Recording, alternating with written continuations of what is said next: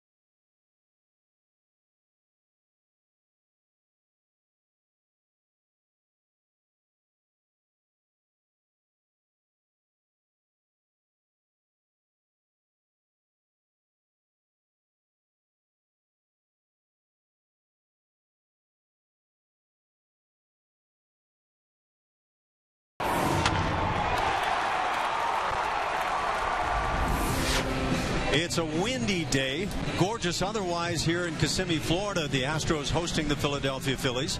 The Astros with a loss yesterday, 2 straight losses now fall a game under 500. 6-7 with a couple of ties on the spring. Phillies are 6-8 with 1 tie. Time now for the Philadelphia starting lineup presented by TXU, and that starting lineup has Ben Rivera, the center fielder, leading it off, having a good spring, as is the DH Kevin Franson. And then struggling a bit, some of the veterans. It happens. Chase Utley, Ryan Howard has swung it well, hit 4 home runs. Michael Young is now the 3rd baseman in Philadelphia. Lance Nix, Darren Ruff make up part of the outfield. Eric Kratz behind the plate, and Freddie Galvis will be at shortstop. And starting today in lieu of Lucas Harrell and a strained groin is going to be Brad Peacock. Fastball, curveball, slider, changeup, mixes them all pretty well. First start of the spring for him. He's got outstanding big league numbers. He's undefeated with a 2-0 record and a .75 ERA, acquired in the trade for Jed Lowry. So Brad Peacock, as Jeff says, with that first start on the spring, it's a chance to do it right here at home. The Astros have been a good ball club here playing at home. They've won 4 times, losing 1. It is a very different day today with the wind blowing in from right field. And if anybody drives one out to right, maybe even to center today, it ought to be a guaranteed lock to make a ball club. Peacock set for that first pitch here on the afternoon. And brings it to Revere, and a strike called. There's your wind. It may not look like much. If you come sit in the booth with me and Jeff, you'll find out that it's pretty strong. It's all about holding the paper down today. Jam shot on a high fastball up and in. Going to take a nice play at second base, and they'll get it as Altuve able to move to his right and in to get that first out of the ball game. Nice play out with Altuve right there, playing second base today. Around the outfield, Chris Carter back in left field, trying to deal with this wind today. Justin Maxwell in center. J.D. Martinez in right field. Jose Martinez taking a turn at third base. Tyler Green, shortstop. Brandon Laird moving over to first base. And behind the plate, we've got Carlos Corporon. There's Chris Carter in left field. A couple of days ago, he had a rough day with the sun. You see the sunglasses are on and ready in place. And that first pitch fastball through there. See a lot of the batting averages during the course of the spring sky high, and for a good reason. A lot of pitchers out just trying to throw fastballs early in the count. Some guys don't even utilize all of their pitching repertoire. Over the top of that breaking ball. Getting in the mode now where they're probably going to start trying to mix those things in and pitch these guys. It's always interesting as a hitter to see where the pitchers are at, and then about this time in spring you're trying to figure out how these teams are going to pitch you throughout the regular course of the season, or if they're even going to show you any of that. That's the thing during spring training. A lot of the time, pitching coaches with their veteran pitchers, guys they know will be on the staff, will say, look, it might be a good idea in a big situation, if there is such a thing in the spring, to just not go to what you might want to use during the course of the season. Yeah, you never want to show your hand too early. Branson jumped away and got the call going his way. A couple of home runs on his spring. Those, in fact, are the numbers from last year. Chase Utley waits on deck, a guy the Phillies need to be healthy this year. Bit of a jam shot on a hop to second, this time much easier for Altuve. He takes his time for that second out. Well, again, we mentioned that sun that the players had to deal with here a couple of days ago, and there were some routine fly balls like this one in left center field. Carter can't see it, and George Springer in center field lays off, and it eventually falls. Springer has one hit right toward him. You see the sunglasses on the top of the head on the hat, but he's pretty slick, almost like a veteran player. Oh, I don't want the skip to see what I'm doing. Let's get those in the right place, and we'll turn around. So a couple of quick outs to start things on ground balls to Altuve. It brings up Chase Utley. And the shift is on. Wonder how much we'll see this shift over the course of the season. Chase Utley in a regular season game with this setup defensively.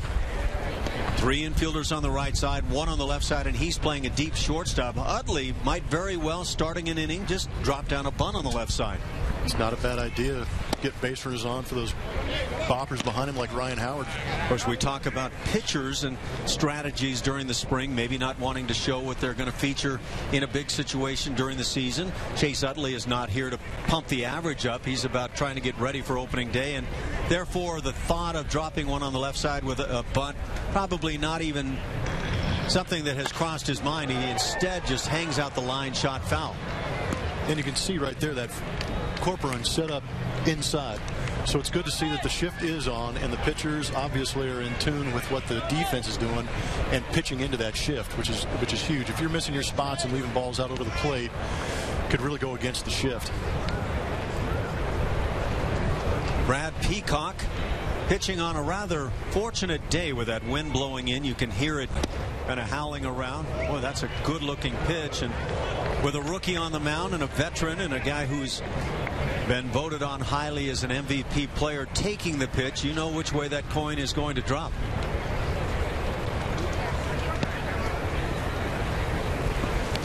Doesn't matter what part of the season you're in, veteran usually gets the benefit of the doubt. Andy Fletcher, the home plate umpire today. And now this ball driven to right, but that wind is going to push it in. A ball that might have been back by the wall on the other days we've seen over the course of the spring. So Brad Peacock, a 1-2-3 first inning as the Astros come to the plate.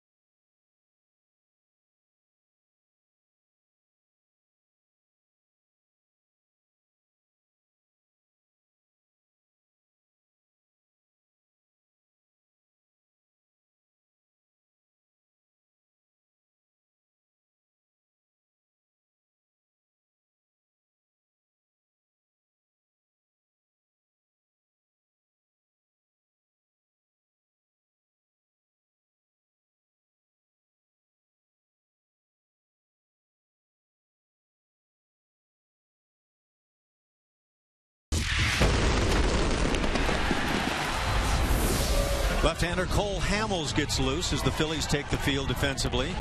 Astros coming to the plate, and Cole Hamels is a guy, if you get a chance to face during the course of the spring, you want to focus in because he's one of the game's best now. Those starting lineups for the Houston Astros, of course, presented by TXU. Tyler Green in the top spot. They have wanted him or somebody to step up and take that leadoff role. Tyler Green has struggled. Jose Altuve just continues to swing it well. Chris Carter trying to heat it up and gain that power bat in the 3 spot. Justin Maxwell also needs to get it going. JD Martinez has been good. Nate Fryman really starting to heat up of late, and there's a bat that could be tremendous not only this year but years to come. Brandon Laird, we've talked about him. He's been amazing. Carlos Corcoran, not much talk about him, but he's been very good, as has Jose Martinez. And no easy task today with Cole Hamels making the trip over from Clearwater. Got roughed up in his last outing, but he was facing a WBC team from the Dominican Republic, was stacked with an all-star lineup, so we'll throw those numbers away because they probably don't want those to count. You don't want to hear about pitchers going out against the WBC and all those tough lineups, huh? Oh, especially the Dominican. Those guys are stacked top to bottom. Pretty good players they can throw at you. Cole Hamels has not been scored upon in a regular spring training game this spring. He's an intriguing left-hander. His game seems to be based on a terrific changeup, and yet he has a fastball that he can push up toward the mid-90s. Well, that's what I was just going to say too, is that what makes that changeup so effective is it from a left-handed arm slot. He can reach low 90s consistently, so you've got to stay honest with his heater, and then drops that changeup when he pulls a string. It's a tough pitch to hit. Anytime you get a pitcher who'll give you the good arm speed, and you need 90 plus to really have that type of arm speed, you get the two combined and it leaves a hitter in a hole. You just can't pick anything out. Hamels also has the curveball and a little cut fastball. This is inside as the count runs full. It's just not fair when they have that many pitches that are effective with good velocity and good arm angles. So you get a guy, Jeff, and you're facing him. He's got that low 90s fastball, we'll call it, and the changeup to go with it as this one is hit right over the bag at third down the left field line. It dies down the left field side. That'll ensure the double, a leadoff double for Tyler Green as he tries to find a way to impress with the bat. And he's got to come up with a whole lot based on the way things have gone over the early part of the spring. That's real good to see. Gets a tough pitcher like this leading off a game, even though it is spring training, works the count 3-2. Gets a fastball count, and it looks like, sure enough, fastball in there. He gets the head out and rips it down the left field line. Nice way to start the game. Altuve, now with the runner in scoring position, has a chance to get him over or drive him in. I think one thing that I like to watch with hitters, especially this time of the year, but maybe throughout the course of the year, is what can they do with the cripple pitch that they're looking for. 3-2 right here starting a ball game. Pretty good idea what you're going to get. Little half swing going through that fastball can be quite deceiving when up from Hamels. Altuve a little upset with himself right there, knowing he chased the ball out of the zone.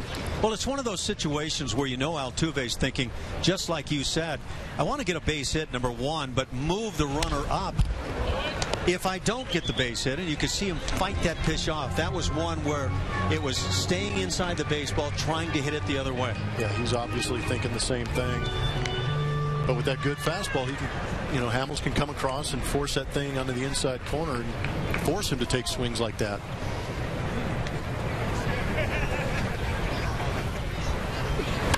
This one hit on the ground up the middle, but that's behind the runner, and that moves him up. So the first out moves Tyler Green into third base, and that's exactly what Jose Altuve wanted to do on that secondary side.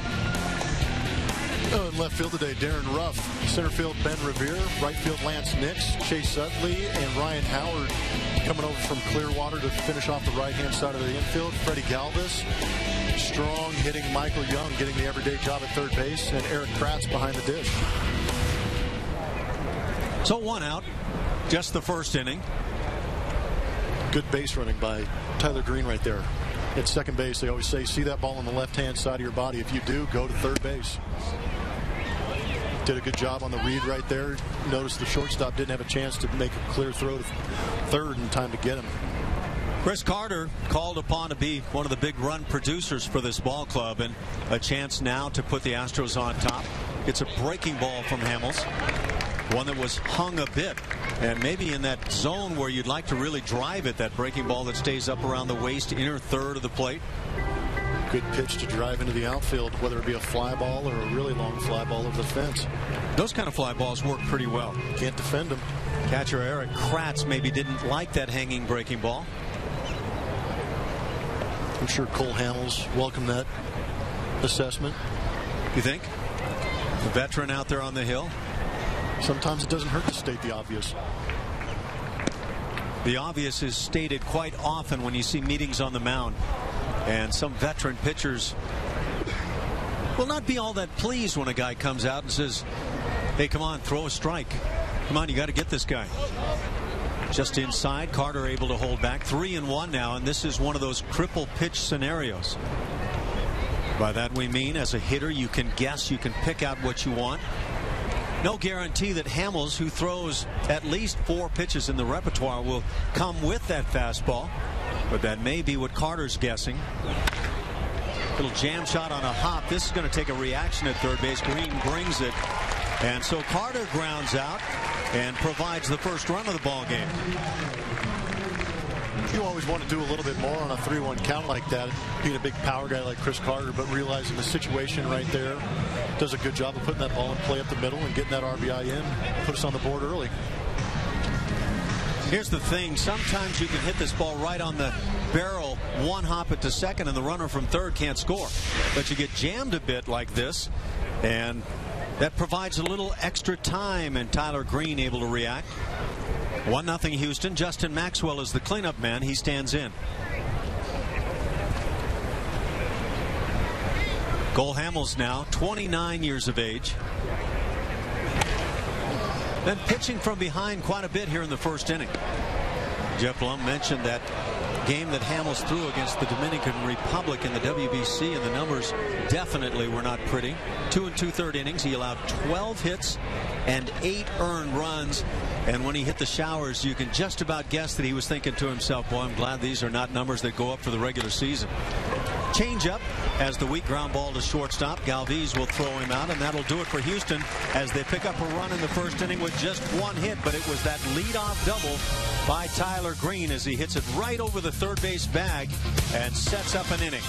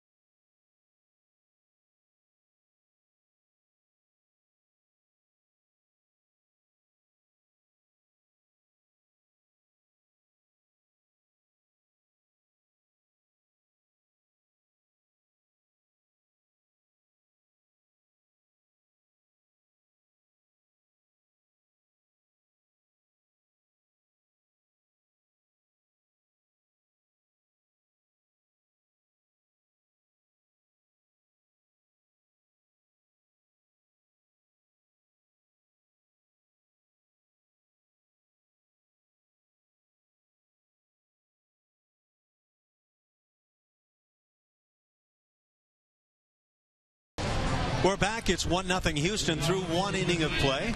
As we get set for the second inning, a reminder, Astros, Dynamos, Rockets, and more. We have all your sports news covered. Check out Sportsnet Central 7 days a week at 6:10 and midnight on Comcast Sportsnet, your home of your home teams. A run-on-one hit for Houston, and that was just a thing of beauty to see the leadoff double by Tyler Green. He gets moved up by Jose Altuve on a ground ball. Right behind him, Chris Carter gets jammed and drives in a run. And when it's all said and done, that's what good teams do. Brad Peacock on the hill for the Astros. Lucas Harrell was scheduled to pitch today. He's had a little bit of a sore groin, not considered to be overly dangerous for him, but precaution taken at this stage of things. And Brad Peacock gets a chance to pitch when the wind's blowing in, and Lucas Harrell is thinking, oh, my timing was not good. Yeah, it's too early in spring to try and force a groin issue or any other kind of issue, whether it be elbow or lower half. Still got time left in spring to recover from that and move on. A lot of pitchers through the years have fallen behind on Ryan Howard. He is an imposing figure in the box, trying to get healthy once again. Popped that Achilles a couple of years back, right in the postseason play. Career numbers not too bad. You get a guy that can hit 300 home runs, drive in almost 1,000 already, and still hits 270 or above. You got something special, and that's exactly what Ryan Howard is. Got him on strikes. With those kinds of numbers, you'll see a lot of strikeouts. And that's okay. It's okay. It is part of the game. And I think any manager, when the media comes and starts asking, are you concerned about the strikeouts from whoever it may be? I think the honest answer is no. It's part of what we bargained for. Those guys are given a hall pass. When you're driving in that many runs and required to drive balls out of the ballpark like he does, it's one of those things, like you said, that just goes along with the territory. And still hitting 270, striking out that much is pretty impressive. With that hall pass, you don't want one thing, and that's loitering, where you just stand around, don't swing the bat, don't drive in runs. You want that guy that lets it fly. Yes, exactly. And he's in the perfect ballpark to let that thing go. Michael Young in his first year now with the Phillies, in his first spring, rather. He is slated to be the everyday third baseman, a guy who has had a terrific career. He has. Put up great numbers. I mean, led the Rangers in most of their offensive categories while he was there, and still does. Be a good addition to this lineup. You continue to hear that wind just howling on us, coming in a little more briskly from right field, blowing now a bit toward the left field side. And it will be a big factor today. So if you can get some of these manufactured runs as the Astros put on the board in the first inning, you got a chance to sneak one out of here. There's a line shot in the left field. Wind will have no impact on this ball.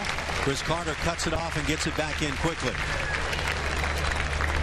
Now, Carter didn't show what you'd call a great or accurate arm on this throw, but he does get it back in quickly, and that's a key on this type of play. I think sometimes what you kind of lose in the whole process of moving to the outfielder, you assume he does a good job of getting over the ball. It seemed like there was a little more hustle to him. Cut that ball off in the gap and keep him at first base. But you got to remember, the guy started at first base. He's been playing first base for an extremely long time. And then to move to the outfield, it's obviously a different throw. So one can wonder. Pop up near the seats. Laird goes over, runs out of room. So you've got to wonder if all that practice and all the work he's putting in left field is affecting the arm a little bit. He may be going through that dead arm phase or a little bit of pain right now, too. Watching the camp for the Astros, they have done a lot of defensive work. And when they talk defensive work, they're not talking about just kind of going through the motions and lobbing it back in. Bo Porter has wanted to see the real thing. He thinks when it's time to work, you put it in all the way. And I think you really can get those tired arms from the outfielders, from the infielders who make the relay throw to home plate or to third, whatever the case may be. Yeah, it's tough in spring, too. It is. Like you said, you're looking for more quality over quantity, and sometimes that involves airing it out every once in a while. And it catches up to you in spring training because you are working out a little bit harder than normal. And this is a unique camp for Bo because he does have so many young guys that he's going to be out there a lot more often than maybe a normal veteran ball club. Lance Nix is the hitter, left-hand hitter. His brother Jason Nix plays for the New York Yankees. He's a righty, and he's played all around the infield. In fact, he was the guy that picked it up for Derek Jeter when Jeter was ailing much of the time late last season.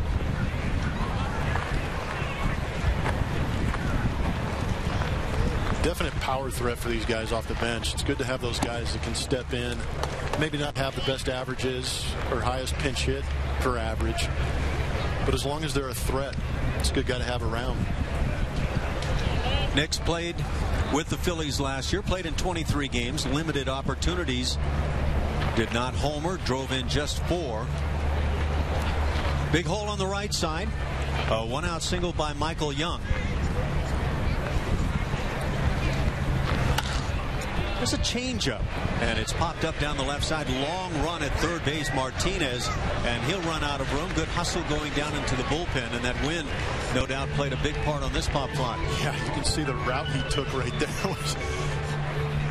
was pretty obvious about how hard that wind is throwing. He went straight back to begin with, and then had to make a hard left. Making a good TV effort right there, going up the bench into the stands, giving the fans a little something to watch out for.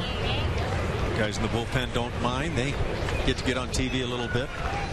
It's always a good thing.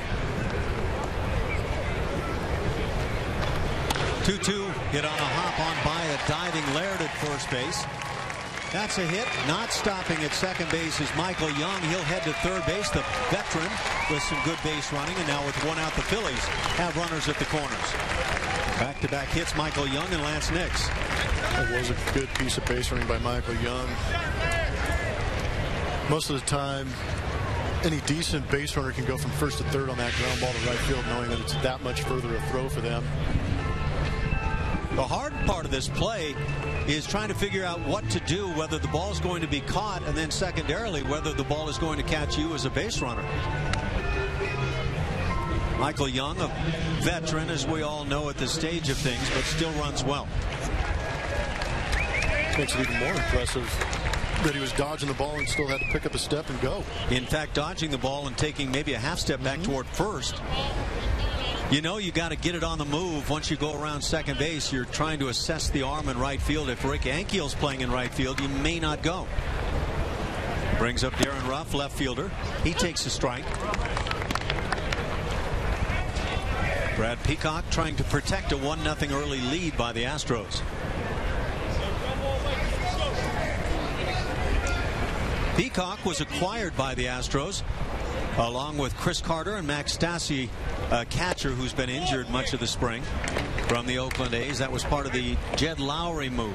Hey, Derek, that's on the pond. Good pitch right there, go 1-1. Maybe a little slider over the outside corner. Get him to roll a ground ball to Tyler. Roll it up for 2 and get out of this thing. You're always thinking like that. With one out, you'd love to get the ground ball, start a double play to get out of things. Peacock was one of the Oakland A's top prospects as a pitcher. Has just 3 major league appearances. Came up with the Washington Nationals in 2011. Back pitched very well. He was 2-0 in those 3 appearances. 0.75 the ERA. Gets ahead 1-2.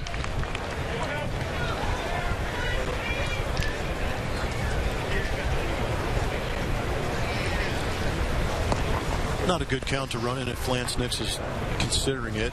Hate to have that strikeout, throw him out, double play to in the inning. We mentioned the Phillies are 6-8 with a tie on the spring. And got pummeled yesterday by the Tampa Bay Rays, a club that finds a way year after year, and a lot of people think they could find their way into the mix this year in that tough American League East. That's going to be an interesting division to watch. How much stock do you put in what goes on during the course of the spring? I can throw some numbers your way that might make you think that not a whole lot to figure out based on what goes on in the spring. One club a lot of people think might be the early pick to win everything this year, the LA Angels of Anaheim, or as Jeff Blum would say, the Anaheim Angels. Or the Orange County Angels. There's your ground ball, but foul back to the screen. The Angels 3-9 on the spring, and then even worse than that, the New York Yankees among American League clubs, they are 3-11. And I think with the Yankees, there may be some consideration about, well, are the injuries? Alex Rodriguez primarily. Derek Jeter trying to get back and rolling again. Mariano Rivera has announced it will be his last year with the Yanks. Are they going to be able to play and play well this year? A swing and a miss. And now on the pitch, moving into second base as the ball is in and out of the glove of the catcher. That is Corporon here this afternoon. But it's a big second out, and runners now at second and third. Are the Yankees capable at their ages of turning things back around when the bell rings? History would have to say that they could. But, I mean, it's one thing to have veterans, but when you're talking about Derek Jeter, Mariano Rivera, even Alex Rodriguez, whose numbers have dipped in the past couple of years for various reasons. But you got to put a lot of stock in what Derek Jeter, I mean, had a phenomenal year last year. Yeah, he did. You know, Mariano Rivera, when healthy, the ageless wonder, you know, with the 92-mile-an-hour cutter that everybody knows is coming, still gets it done. He could stand on the mound and tell hitters what's coming. They already know, as you say, that you just can't hit it. Yeah, that's not an exaggeration. That literally could happen. He would still be that effective with it. Right-hand hitting catcher Eric Kratz at the plate. 1-0 Houston. Peacock trying to get an out and get out of the inning. And these are those interesting situations where in the National League, with the pitcher hitting behind the 8-hole hitter, walk him, load the bases, pitch to the pitcher and get out of the inning. But now in the American League with the DH rule, very different. You've got to take these guys pretty serious. It makes pitching to these American League lineups going to be that much tougher. 1/9 of the lineup goes from being, generally speaking, very bad to, generally speaking, very good. Still on that theme of teams and how they're playing here in the course of the spring, the Cincinnati Reds had a terrific season last year. It fell apart as they got into postseason, but the Reds are 3-11 on the spring.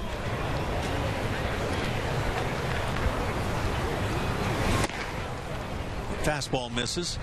A ball and a strike. On the flip side of things, from the American League, a couple of clubs are just playing tremendous baseball. In fact, you could really say there's a handful. Kansas City and their Royals right at the top of the heap. They are 12-1. And crushing people. They're not, yeah. I mean, they're not scraping by. They're pummeling people over there in Arizona. So if you watch your favorite club, in this case, we figure that it's the Houston Astros. We hope so. Don't be concerned that the Astros are 6-7. You've got these Philadelphia Phillies 6-8. Do you believe the Angels and Yankees will be at the bottom of the heap because they're not playing well during the spring? Do you believe Kansas City will win because they're 12-1? And then you look at the other clubs. It is really interesting, the teams that are playing well right now. Little check swing, excuse me, foul back. Baltimore is 10-2. They could be very good. They certainly were that last year. Seattle was not a very good club the last couple of seasons. They're 11-4. Tampa Bay 11-4. They could be good. And then Cleveland at 11-5. So I think you could debate the merits of wins and losses here, at least certainly early on in spring training. 1-2 the count. Fastball sounds good. Does sound good up here.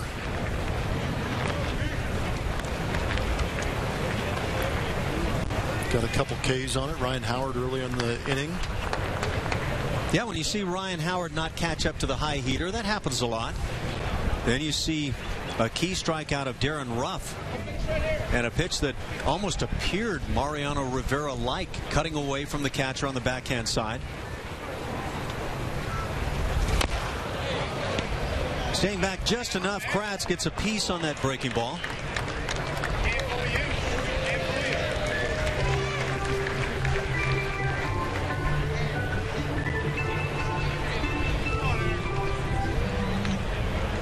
Got some of the new and old Astros gear out there. It's good to see the new colors involved with the new ball club, new league. I like these new workout tops for the Astros. Really good looking. They bring some of the old-time color from the Astros back into play. Tries to come with a curveball, and it just launches out of the hand. So the count's full. First base is open with 2 outs. Waiting on deck, the 9-hitter, the shortstop, Freddie Galvis. Yeah, it's a good mix. New and old. I like how they even incorporated your favorite rainbow uniform down the side. Glad you mentioned that. Well, I came in 1979 with the Astros, and the rainbows were the big thing. They were just getting ready to catch on as the softball uniform around all of North America. Rivaling the San Diego Padres in some of their interesting uniforms. That's true. I don't know if they were quite as flashy as the yellow and brown uni that the Pods feature. Oof. 3-2 pitch, the curve again as it stays high. So that pitch is not being finished well by Brad Peacock. That'll load him up. You find situations like that where pitchers sometimes throw that breaking ball, it kind of shoots out of their hand, doesn't get the rotation that they want. They kind of go back to it, wanting to try and throw it again because they think they found that feel, but yeah, in this case, didn't work so well. Sometimes as a catcher, you actually work toward that. Okay, he's thrown a couple of bad ones. Let's let him throw it again and again until the feel comes. Sometimes it never comes. It's interesting to know. Wouldn't you like to know what goes on the hill? Doug Broquel's out there. You know, Doug is a guy that'll mix up his messages. I've had many an interesting conversation with Doug Broquel on the mound that I don't think would be appropriate for Could a you fill us in? Broadcast. Well, what you're trying to say is you're unwilling right about now. Yes. Okay. I want to keep my job and my friendship with Doug. The wind is blowing a bit here in Kissimmee. It's 1-0 Houston. Brad Peacock would like to keep it right there. And he continues from the stretch and gets ahead.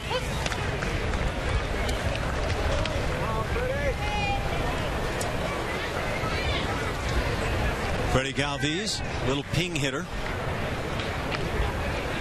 has hit a home run on the spring.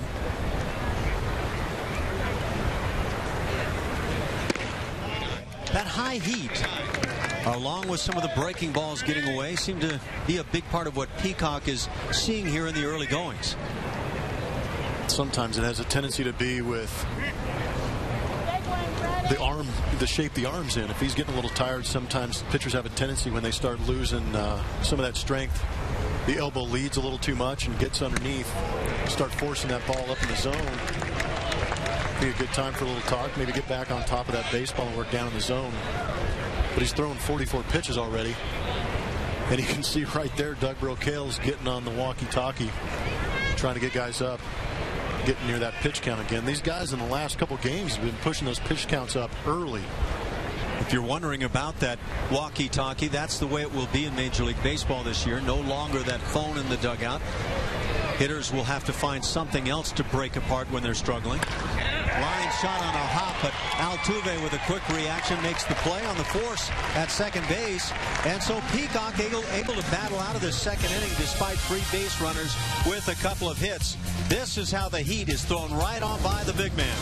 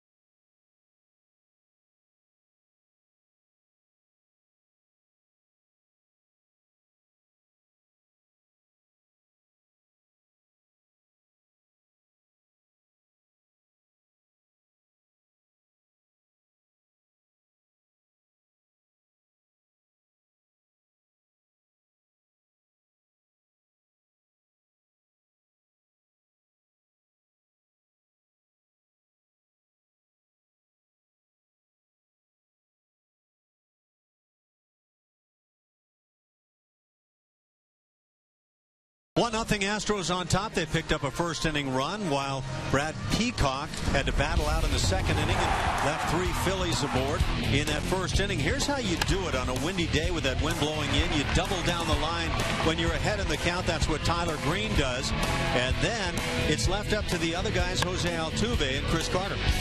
Did a good job of moving runners over. You always want to get those timely home runs or sit back and hit that big 3-run shot. But sometimes in a game like this, it's the little things that make a difference. And scoring that 1 run early with the wind blowing in, like you said earlier, Alan, it could make a difference. It's called manufacturing runs. Bo Porter wants to see everything done right. But when you sit around and talk baseball, that's one of the things you talk about. How we can manufacture some runs, get them in when maybe we didn't do anything big. 1 double in the inning, but it comes leading off. That can be a huge key. And then you hit those ground balls behind the runner. I think it's good to see those guys in the middle of the lineup like Chris Carter, who's a big man that knows he can thump one out of the yard. Backing it down a little bit and staying inside that ball, hitting the ground ball up the middle and scoring that run. It's good that those guys can make the adjustment and pick their spots when they can really decide to open up and unload and try and drive one out of the park. Right fielder J.D. Martinez leads it off here in the second. You drive in 100+ runs, and I can only speak from knowing some guys that have done it. But it's not all about doubles and home runs driving in those runs. It's about putting the ball in play at times when you've got a man on third base and you just simply go sit down, but you pick up another ribby and you help your club. Cole Hamels on the hill has the 2-hopper to third base. Michael Young with the play routinely in the first out of the inning. And the Astro fans have been spoiled over the last couple of years, with the Bagwells that have played the game right and recognized the situations. If there was a guy on second base, 2 outs, they gave themselves up and tried to go the other way to get that run in. Or with the guy on third base, less than 2 outs, they'd give up that at-bat and get that ground ball to drive those guys in. Carlos Lee was another guy that was really good at driving in runs in those situations. Seen some fans in the stands, not necessarily dressed in this era's uniform, but it doesn't matter. As the first pitch is in for a strike on the DH today, Nate Fryman. Fryman, if you're just trying to learn the Astros club right now, is a very intriguing guy. Big guy, stands at 6'8". He was a Rule 5 pickup from the San Diego Padres. And for the life of me, I can't imagine why the Padres allowed that to be a possibility. But the Astros have him now. He swings the bat with great authority, tremendous power, and he looks like a good hitter on top of things. Yeah, he's done a great job. Some of those tough pitches, I know yesterday drove in a couple runs, staying up the middle, not trying to do too much. But got a good head on his shoulders. Good idea at the plate. Fryman, a guy that in some tough situations has found a way to hit the ball the other way, flies out going the other way a little bit. That's the second out here in the inning. Yeah, but kind of early to give up on it. I mean, not that they gave up on him, they just didn't protect him and allowed him to get picked up in the Rule 5 draft. But at the same time, I'm not sure the San Diego Padres are in a position just to give away prospects such as Nate Fryman, who we've heard good things about and obviously seen some good things. Makes a wonderful target at first base for an infielder. Yeah, that's a good point. At 6'8", he's one of those guys as an infielder you love to have over there. Can he prove himself as a guy that picks it out of the dirt? Time will tell. Michael Young with another play and a good strong throw by the veteran in a 1-2-3 second inning as we go to the third. 1-0 Houston.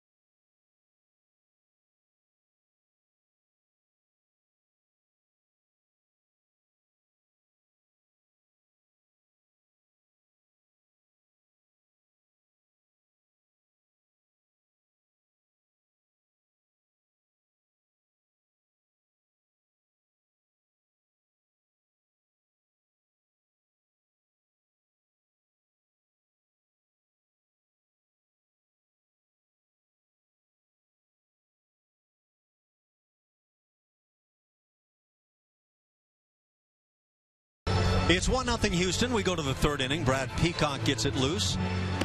Say, fans, you're looking for the perfect way to combine business and baseball or a unique space to hold your next event? With state-of-the-art meeting spaces, Minute Maid Park can surpass all of your needs. Call 713-259-8800 for more information. Don't forget to ask about softball games and batting practice.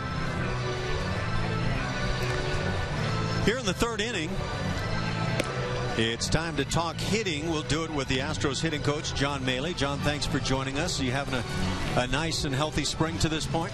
Yeah, having a blast. Getting to learn a lot of these young hitters, and the manager's been incredible. All the staff has been incredible, so it's been a good experience so far.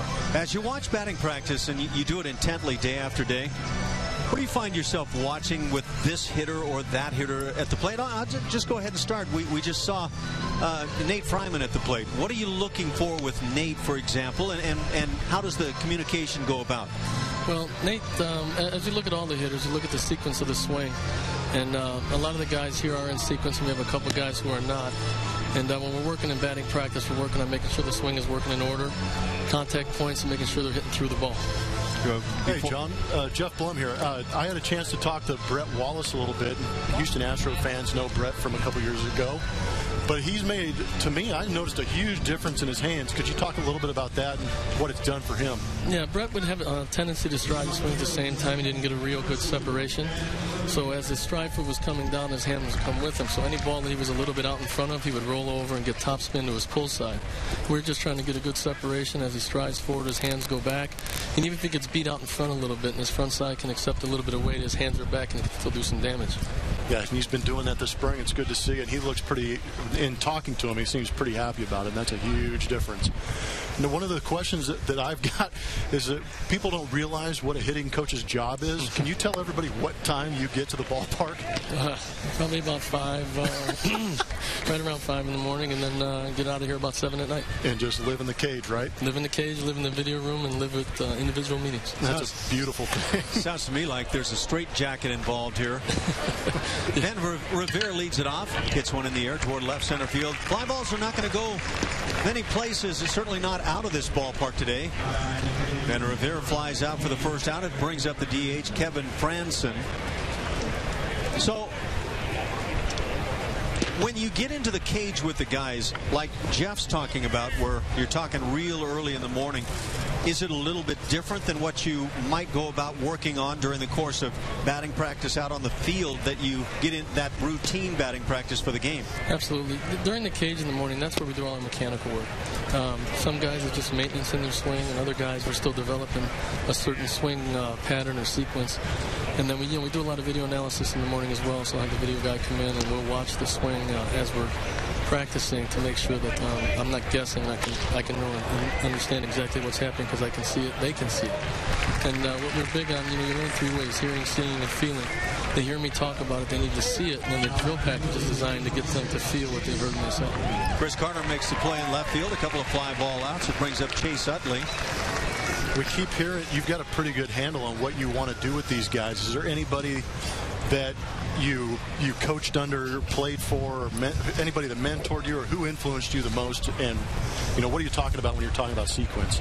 Well, sequence is the order that the swing happens. So as the stride foot hits the ground, it's foot, knee, hip, hands last. It's the kinetic chain or kinetic link, not to get too scientific about it. It's pretty deep. But when it's out of sequence and out of order, that's what affects the bat speed, velocity, acceleration, and bat quickness.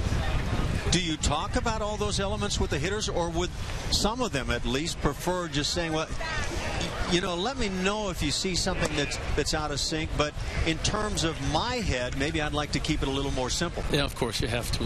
At least I understand exactly how the swing works scientifically, but at the end of the day, it's about getting a strong athletic hitting position, making sure your lower half's leading your hands and stay through the ball is basically the message that they get. I know. I was starting to freeze up here just thinking about all those elements. I don't think I had those elements in my swing, man. Boy, things have certainly changed in recent years. As you see the hitting coach styles now, how recently has this come about in the game? Well, I think once science has started to get involved, whether it be analytics from the numbers end of it, more from the swing end, but what's the most efficient way to swing a bat with bat speed, velocity, quickness, and then direction? Well, we're efficient, John, and we're going to have to say thank you very much at this point. We appreciate you joining in with us. John. This was very efficient. 1, 2, 3. We go to the bottom of the third inning. 1-0. Houston on top. Thanks, guys.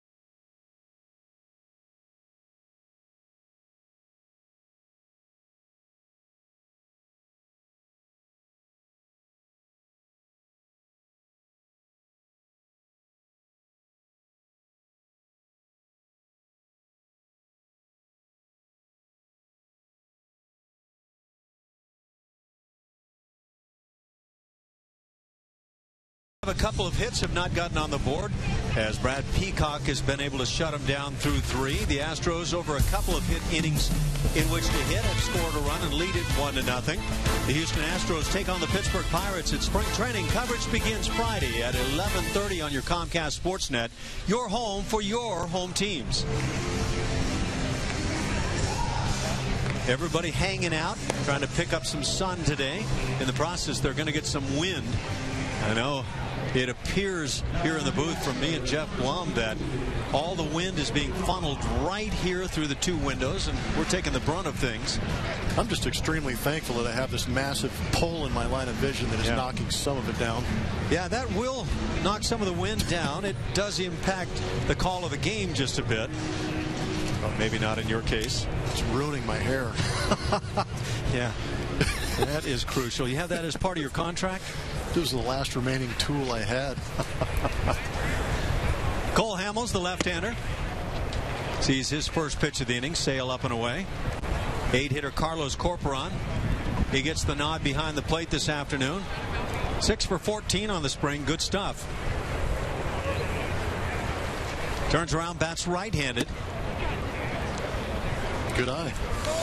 Might have been the changeup.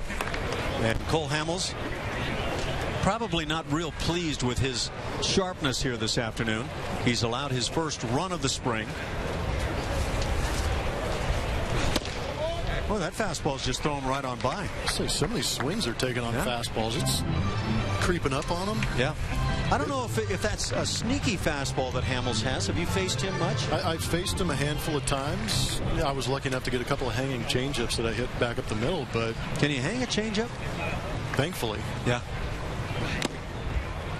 Count evens at 2-2. But his fastball, sneaky? It is sneaky, and he's a long, lanky guy, deliberate motion, but he comes straight over the top. And it almost creates that crossfire type situation that feels like that fastball's boring in on your hands a little bit and then makes that changeup that much more effective when it's going away from you.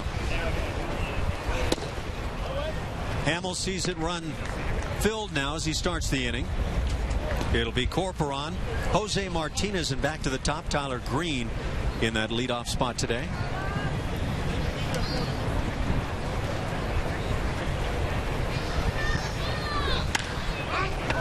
Well, you get a chance with the cripple and then pop it up on the infield. Michael Young battles sun and wind and makes the play and makes it look easy.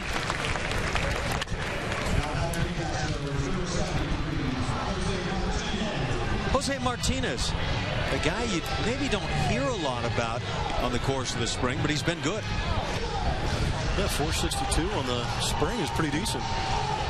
Not a big guy. Moves around the infield. Plays at second, short, and third. And swings a good bat. Kind of have a second Jose Altuve when you're talking about Jose Martinez. And that's not a bad thing. No, that's a very good thing. Called him out? I think if we get a chance to see this play, I didn't see the tail end of the play. I thought that ball hit him in the box. That's what I thought. I don't know. Sometimes I guess there's always the possibility after you've run down the line, we can just stop the speculation and take a look. That's in the box, and that may have been perceived as out of the box if he did indeed touch it right there. But one way or the other, game will move along a bit as we have a second out here in the third inning. Andy Fletcher getting some of those spring training calls out of the way. Maybe they talked about that in their pregame meeting. Make sure and make the interference call, guys. It's slipping up on us. Mark that off the list of things to do. How do you mark that? Well, it's a put out by the catcher, do you believe? Good for him. So his fielding percentage will go up. There's a drive to right field into that wind, and it still drives the right fielder back. That's Lance Nix. He makes the play. 1, 2, 3 done quickly with the aid of the home plate umpire. We go to the fourth. 1-0.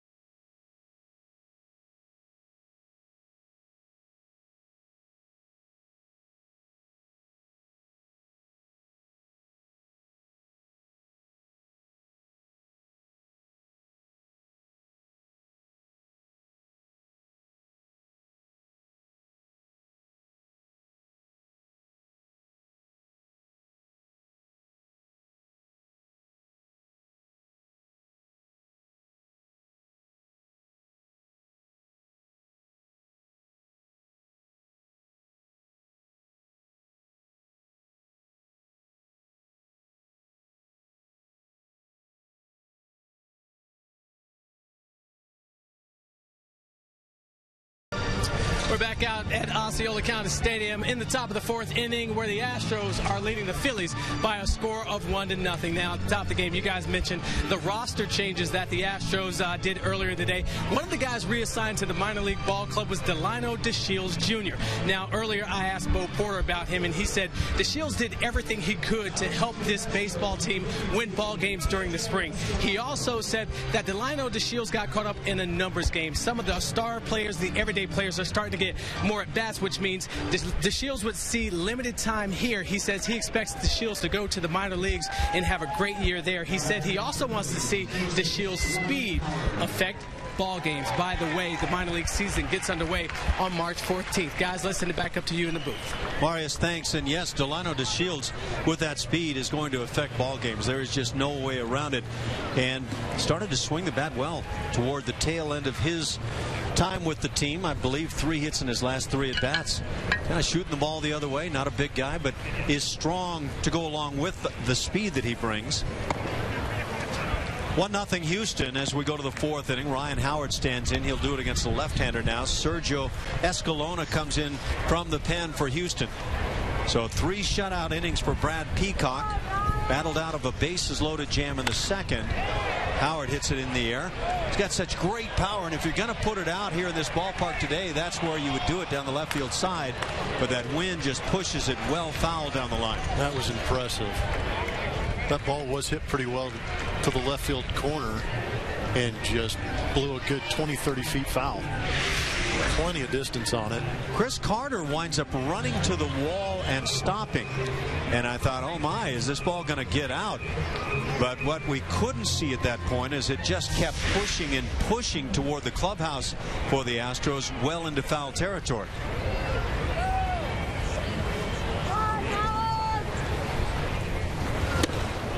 Escalona misses inside and maybe sends a message. He's thinking the same thing.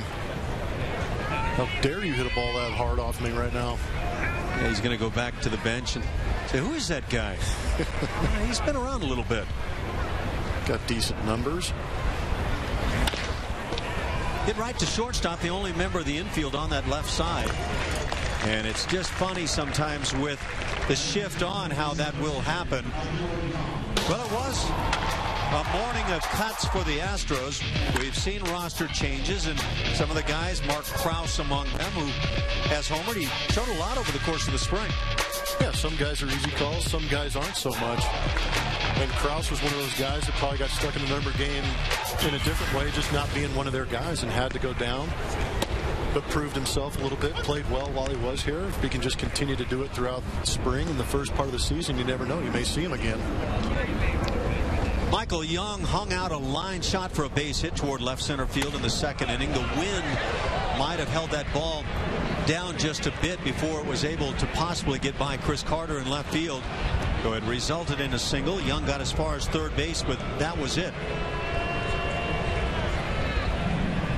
9 RBIs on the spring. Michael Young doesn't have to go out and put up numbers to make this club for the Phillies. He is their third baseman. Backs away and takes a strike. I don't know if he just didn't see that baseball, but you could see the body jumping away. A lot of times in those 2-strike counts, certain guys, I know that I was taught early on that you got to look for that fastball away. And if they make a pitch like this, all you can do is tip your cap. Yeah, the body just simply jumps away, Jeff. Did not expect it in there. And he probably didn't expect it to be that good of a pitch. Probably expecting Escalona to waste one in there, but got the punch out with it. 2 quick outs. A strikeout for Escalona. Lance Nix, the right fielder, stands in, drives one to right. On other days, way out of here. This wind will not be able to keep it in the ballpark. That is impressive. We're tied at 1 as Lance Nix drives one through the wind straight away to right field. And Bo Porter maybe saying, I didn't think that was possible today. I don't know if TV translates it well enough, but Lance Nix in person is an overwhelmingly large human being. Yeah, I think he is no foreigner to the weight room.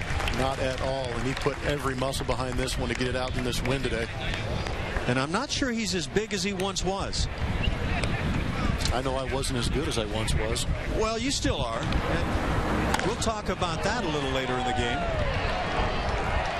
It's a good shot of it, seeing where those flags are blown and where that ball cut through. Just downright impressive. I mean, there's really nothing else to say. I don't know if the wind knocked off for just a beat right there. You look at things right now, and my impression is you couldn't hit a golf ball from home plate over the right field wall. I'd love to give it a shot. I'd love to watch it. Fastball just inside.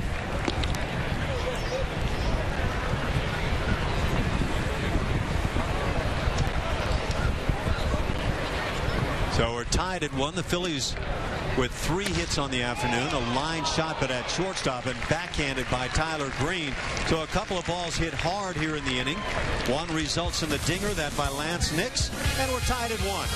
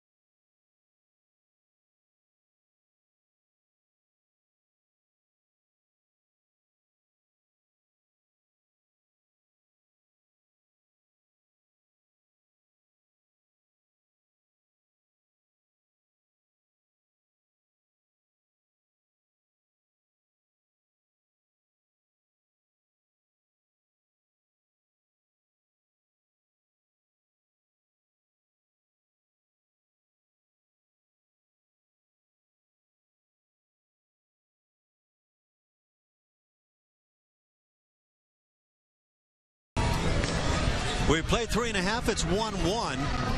And we've seen something we didn't anticipate seeing today, a home run hit to right field, but that by Lance Nix to start that scoring for the Phillies. 2013 is a whole new ball game, that for the Houston Astros. And season tickets are now available. To learn about all the exclusive benefits and pricing, or to get your season tickets today, call 1-800-ASTROS2 or visit astros.com. You like to see power. That man is put together, and it translates with the bat. I'm sure John Malley probably thought that was an excellent sequence of kinesiology exertion right there. Yeah, I'd love to hear the breakdown of that. A little slow motion replay. John Malley, the hitting coach for the Astros, talking about all those sequential items that he strings together. I don't know. That was just straight man overwhelming a baseball. That's all I saw. That's exactly what I saw. You can't do this unless you are built like that. That is very true. To the bottom of the fourth inning we go. Alan Ashby and Jeff Blum with you, enjoying the sun and wind here in Kissimmee. Okay, we're enjoying the sun if we could get in it. First pitch of the inning fouled by Jose Altuve down the right field side. Don't try to go out to right field, Jose. I'm not sure it's the right day.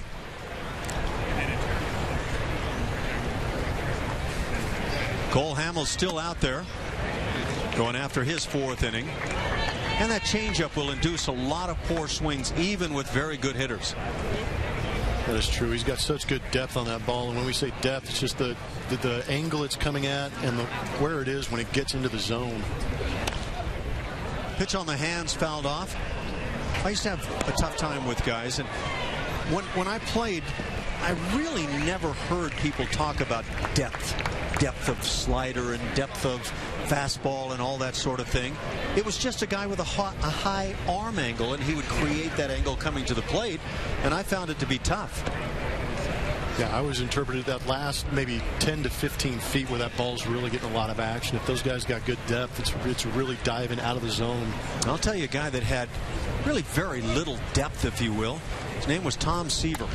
This pitch is fouled back. Tom Seaver would drive with the back leg. The right knee would get dirty. He was one of those drop and drive kind of pitchers, and the right knee was at the ground. And when his fastball would come to the plate, it came from somewhere you just didn't see it from other guys. Hamels misses away.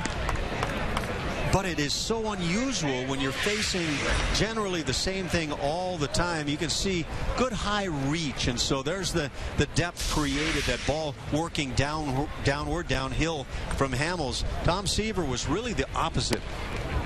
And it was different, and being different, he just had a hard time picking up where the spot was. Yeah, there's deception there. If you can create that ball coming into the plate at a different angle or on a different plane, so to speak, it can really mess with guys. Ball's hit well, but the wind will knock it down as Nix will make the play. First out here in the fourth inning.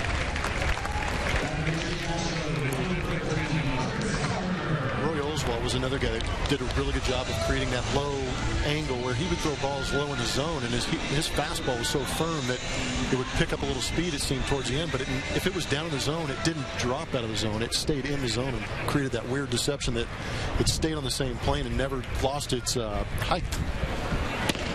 Chris Carter stands in. Roy Oswalt, when he first came up, was thin, almost kind of frail looking, but he had that mid-90s fastball, and he had an unusual delivery.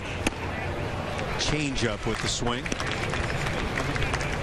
Yeah, but he was one of those. He was a drop and drive. Even at his size, he still stretched it out. Yeah, and he got did. Down there and pushed off. Used that mound as a, as a way to get more speed on that fastball. Well, there's the strikeout as Carter just kind of has one of those at bats where you have to go back and just tip your cap.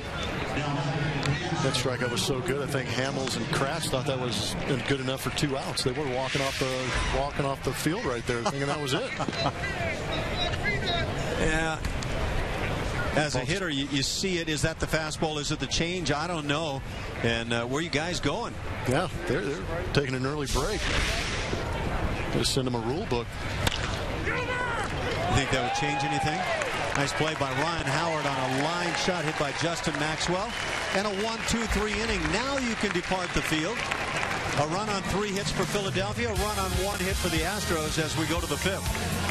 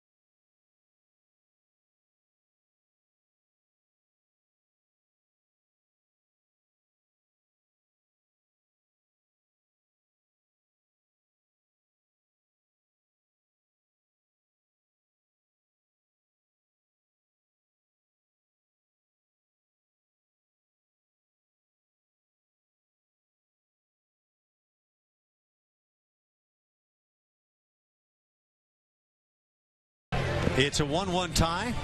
We've seen a long ball, and we're seeing a lot of wind here at the ballpark. The Astros now will have their third pitcher of the afternoon as Josh Fields comes on to work here in the 5th inning.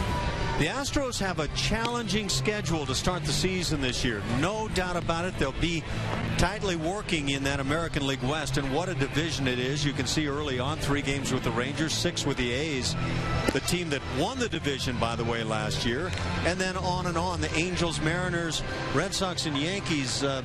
Boy, it could be a period of time where the Astros could show that they've made great strides forward, or there could be the other side. There's always that other side, but you're hoping that they break camp a little hotter than normal and you catch some of these older veteran teams, we're hoping that they are, and catch them sleeping a little bit, you know, and try and beat up on them a little bit. But, you know, it's a good test early on for these guys. It's something they're going to have to be prepared for on a daily basis, because as much parity as there is in the game now, I mean, there's really no slouch in any of these leagues anymore. What do you think of the travel that's involved now in the American League West, traveling to Seattle, Oakland, Anaheim? Of course, the travel to Arlington is the easy one, but that West is going to be tough. The West is tough. Those time changes, everybody takes for granted that, you know, a 3-hour flight here, this, chartered flights, oh, they've got it easy kind of thing, but those time changes mess with you. Going west isn't so bad some of the times, but if you've got to make that trip west to east, it kind of catches up with you. Might catch up with some of the fans trying to stay with the team night after night. 9 o'clock starts. And I don't know. I don't think it'll impact us. We're strong and young and ready to go, right? Yes, indeed. Half of the booth.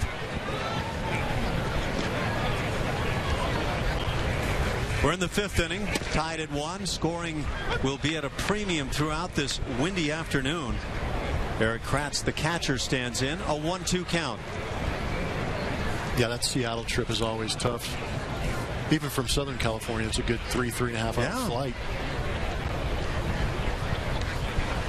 But they've got to come to us, too.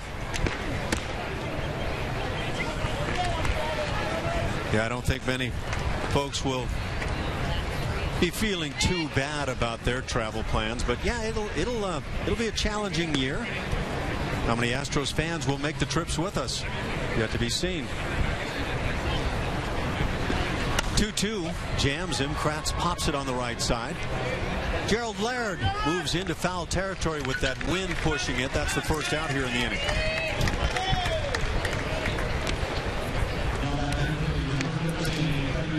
It'd be good for Houston fans to see some new teams rolling through. I know with Interleague they had a chance to see some here and there throughout the years, but now they're going to have an opportunity, a guaranteed opportunity, to see every new team in the American League. Have Boston and New York roll through some I bigger think that's names, great. Yeah, you know? that's an opportunity to see the teams you've only heard about for years and years. With 1 out, it brings up 9-hitter Freddie Galvis. He's the shortstop today. Jimmy Rollins not making this trip with the Phillies. They come over from Clearwater and on the West Coast. Morning started out beautifully. It was nice. Wind was at a minimum. Josh Fields, in his 4th outing now on the spring, came in having worked 3 1/3 innings and didn't allow a thing. Not a hit, not a run. Did walk 3, so command has been an issue.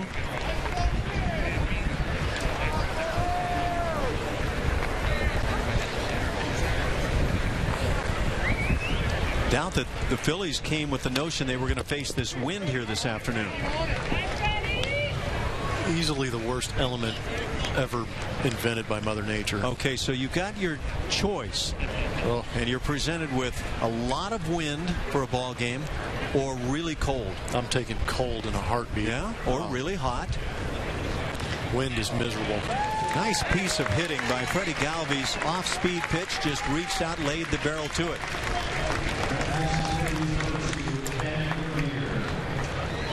One out single, and back to the top. Yeah, sometimes you just got to poke it out there, you know. Hit it like he throws it. Obviously an off-speed pitch, which is a really good pitch down and away. Galvis just goes out there and pokes it into right field.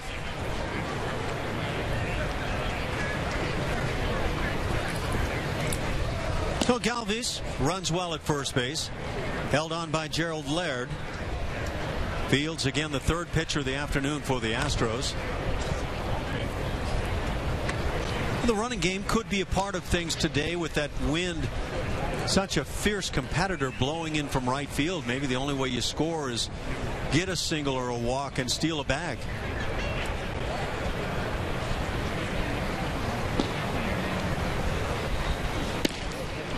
Leadoff strike from Fields. And again, that catcher's mitt of Carlos Corporon sounds awfully good here this afternoon. It's got to be a good feeling as a pitcher when you hear that thing popping. Nolan Ryan used to just hate some of the gloves I had. Go up there with a well beat in pillow. That was a little bit of a pillow catch right there, but good looking pitch on the outside edge. Could be one of those new spring training gloves. That was one of the best things in spring. It was like Christmas for baseball players. All that new equipment shows up in your locker. Trying to break these gloves in and get them ready for the season. In the same token, that could totally backfire for an infielder. Start kicking things around. Well, even for a catcher, you get that glove that's not broken in, but you want to get it ready for opening day. So you're going to take it out there today, and sure enough, that'll be the day when about 6 guys take off running and you can't make the catch, so you can make the transfer. 1-1 pitch. This one is called a strike.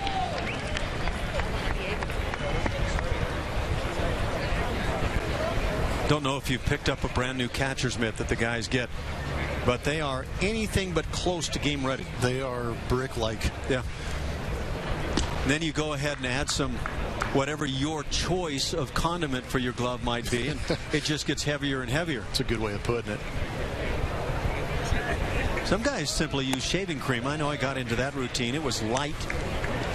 Made your glove look nice and dark colored, and looked like it had been around, but you'd expose yourself if it was still new and you took it out.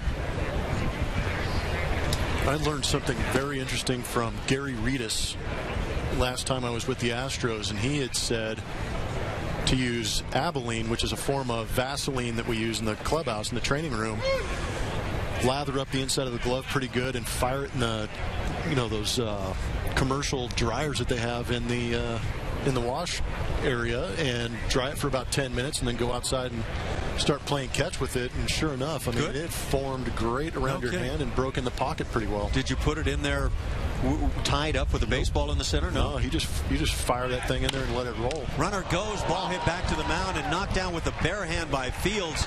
Not the wise way to do things, but he gets an out, and will no doubt at this point make sure that Fields is okay. That right hand, an area you want to protect as much as possible.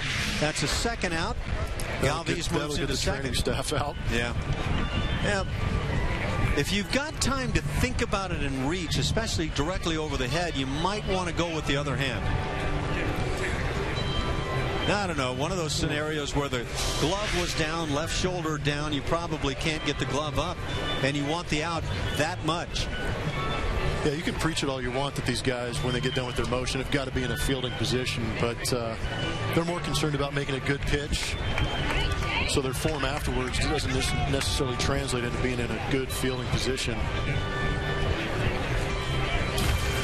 So Fields will get a couple of throws in, make sure he's all right.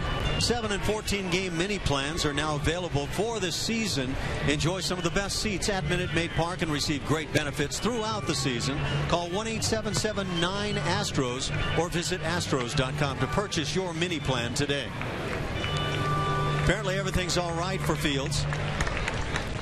So with 2 down, a runner in scoring position at second base, the 2-hitter and the DH, Kevin Franson, stands in.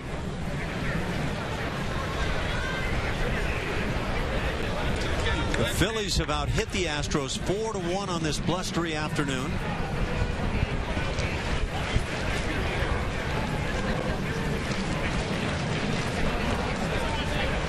Infield back all the way, nobody playing near the bag at second, so if Galvis decides he wants to take off toward third, it's just about a freebie. Fastball sails up and in. Right-hander Jared Cosart, one of the youngsters in camp, warming in the pen down the left field side.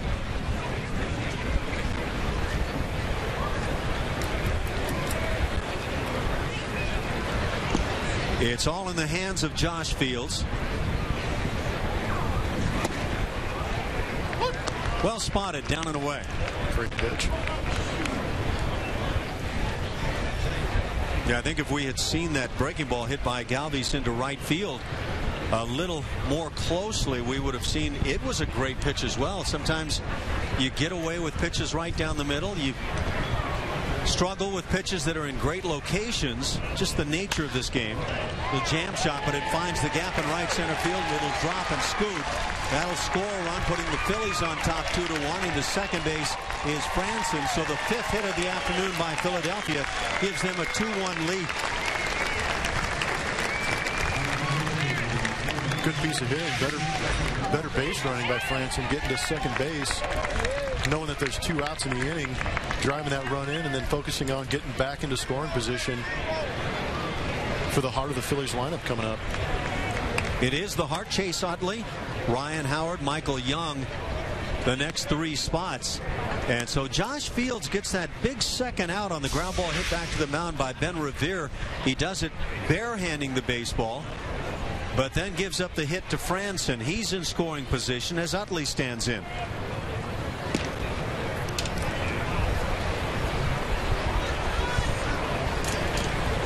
Utley 0 for 2 on the day. Outstanding left-hand hitter, one of the game's true offensive weapons as a second baseman. You were talking about gloves, Jeff, and of course you played multiple positions. You were all over the field, not just infield but outfield as well. How many gloves did you have on a given spring that you tried to break in?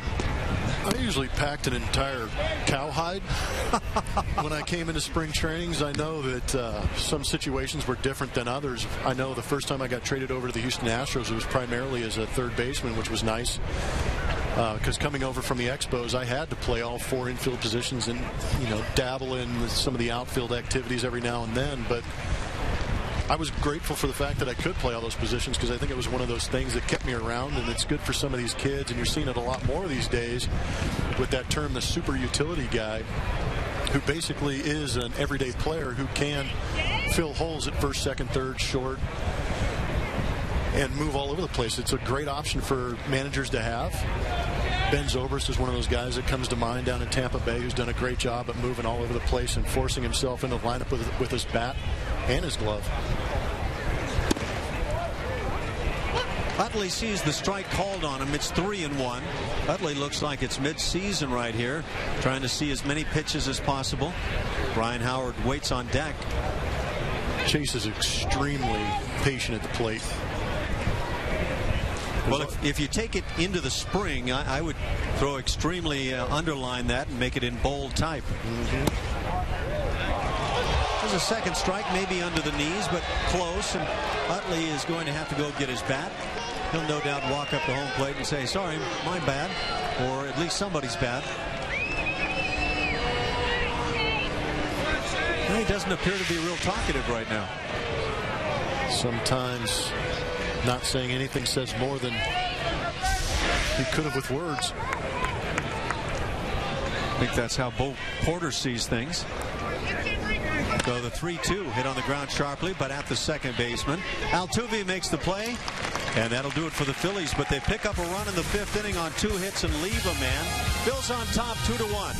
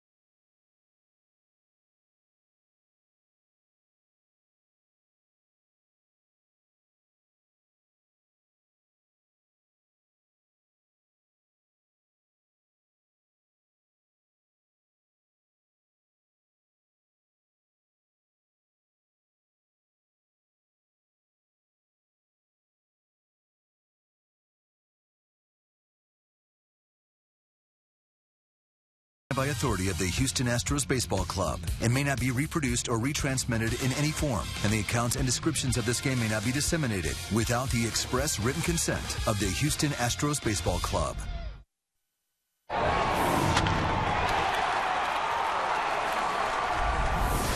We played 4.5, 2-1 Phillies on top. Astros bats trying to get going. Their only hit of the ball game came as Tyler Green led off the first inning. He doubled over the third base bag, was moved up on a couple of ground balls. One of those hit by Chris Carter as he plated Tyler Green. That made it 1-0 Houston. But then for the Phillies, a home run with 2 outs and nobody aboard in the fourth inning. That by Lance Nix right into the teeth of the wind in right field. And then they pick up another in the fifth inning. A couple of hits in that frame. RBI double by Kevin Franson came with 2 outs. And Cole Hamels now working into the fifth inning. So Hamels, the veteran left-hander, has just signed a new deal with the Phillies. He is going to be okay financially the rest of his life. And he'll work here in the fifth. J.D. Martinez stands in. Hits one to left field in the air. On the first pitch, it'll be 1 out as Ruff hauls it in. May have gotten it a little bit off the end of the bat, trying to jump on that first pitch heater and avoid the changeup the rest of the bat. When you have Cole Hamels on the hill, you anticipate that he'll be economical. Did have a 17-pitch first inning, but if you go 15 pitches or less, you're doing quite well, and you can see a couple of those innings just single digits with the pitches needed. Hamels now starting to throw strikes routinely.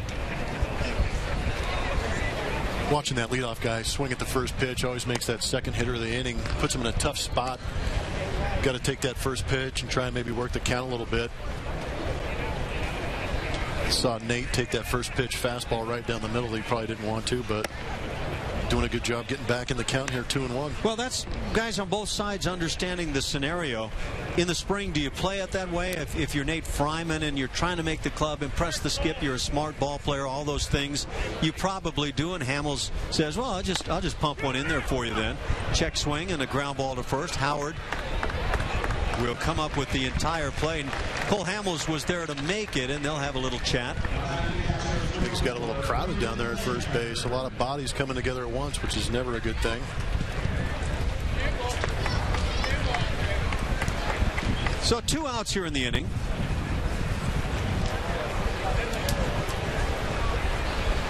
Especially when one of those bodies is the size of Ryan Howard down there. Say between Ryan Howard and Nate Fryman, that'd be a pretty good collision. Yeah, who wins that one? Oh, of course, Fryman's 6'8". Ryan Howard is pretty much a pyramid. 6'4", looks like about 250, 260.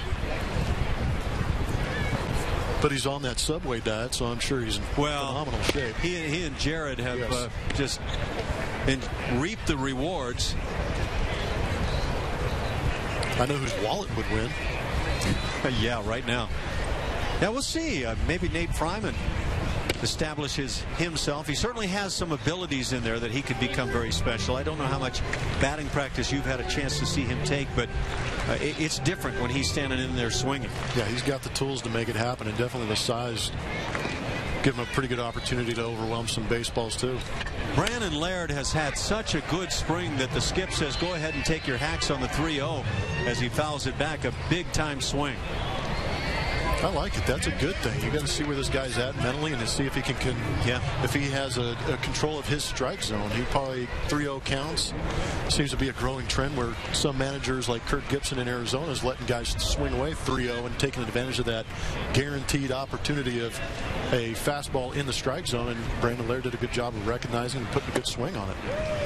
Not so much that one, but we're still in a 3-2 count, and he's got a chance for one more. Yeah, and I think it gives Bo Porter and the staff a chance to see what kind of swing you will get if you give the green light to a guy. And why wouldn't you give a guy a green light on 3-0 when he's been swinging the bat as well as Brandon has this spring? And controlling the strike zone there and recognizing that ball down and in for ball 4. Brandon Laird draws the 2-out walk, puts a runner aboard for the catcher Carlos Corporon. For the Phillies, right-hander Tyler Cloyd warming in their pen down the right field side. No doubt the final inning of work for Cole Hamels.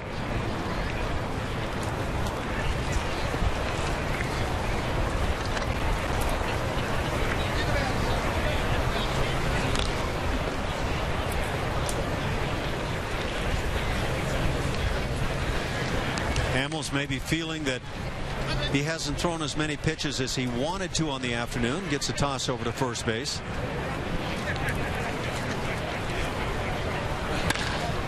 Pitch hit in the air to right field. Should be easy for Nix as he drifts toward the line. That'll do it for the Astros in the 5th inning. They get a base runner with a walk, but the base runners have been hard to come by on Cole Hamels.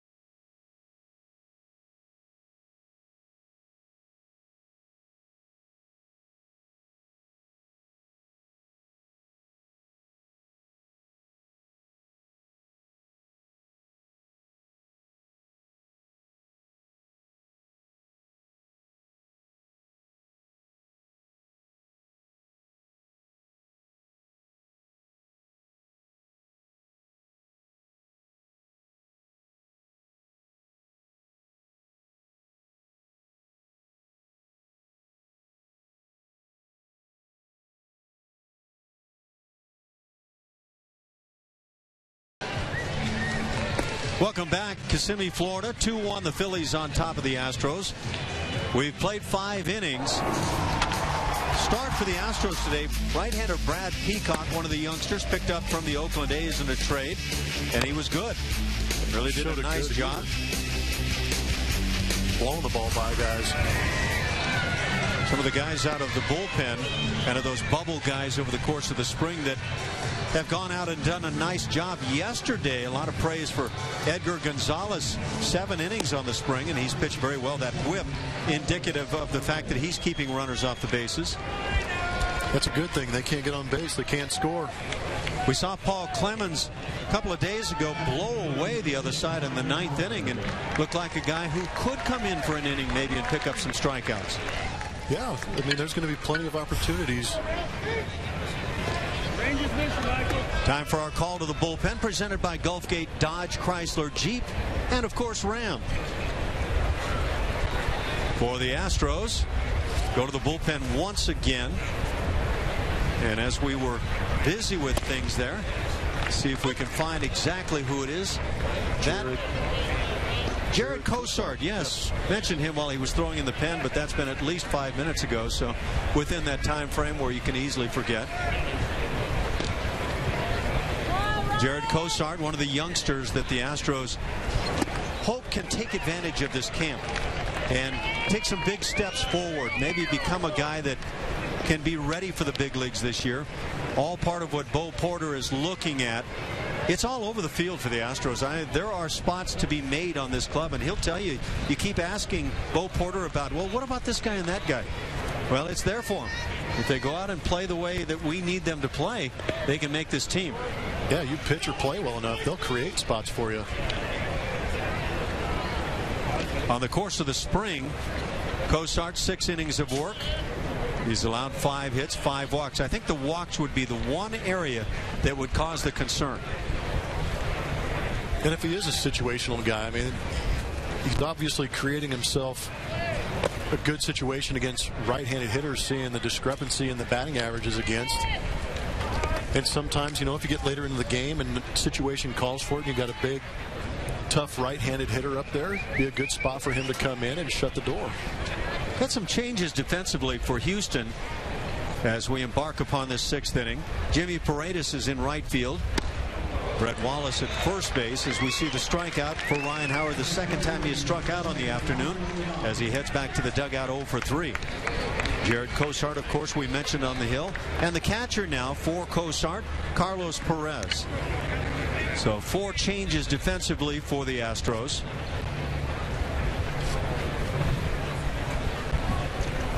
Cosart getting thrown right into the mix, striking out Howard.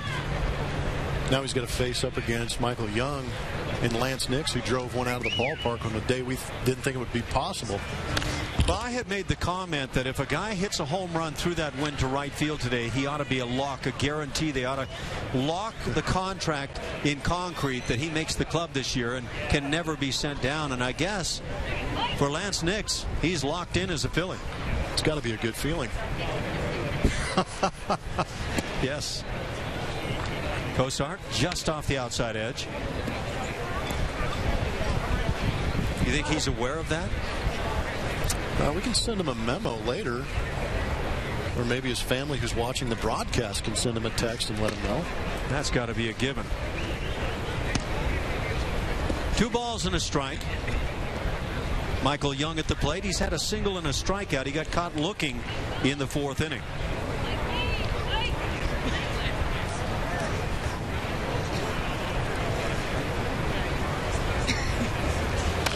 Like the arm of Jared Cosart. He's got a lively arm. A lot of whip.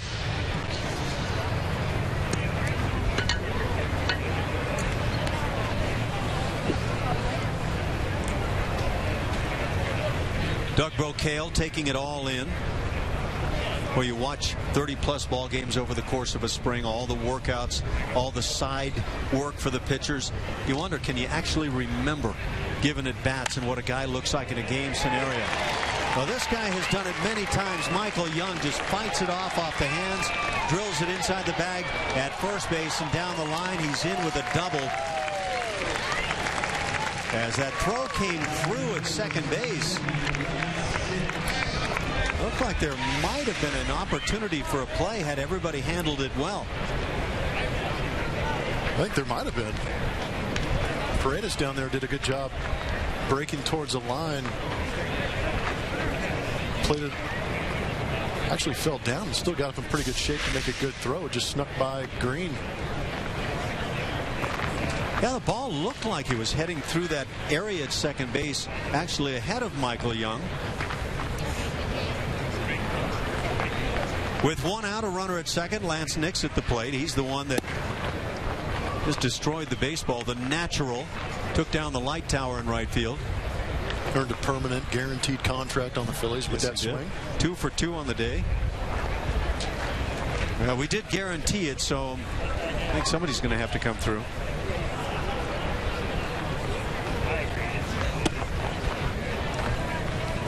Two balls, no strikes. First base open.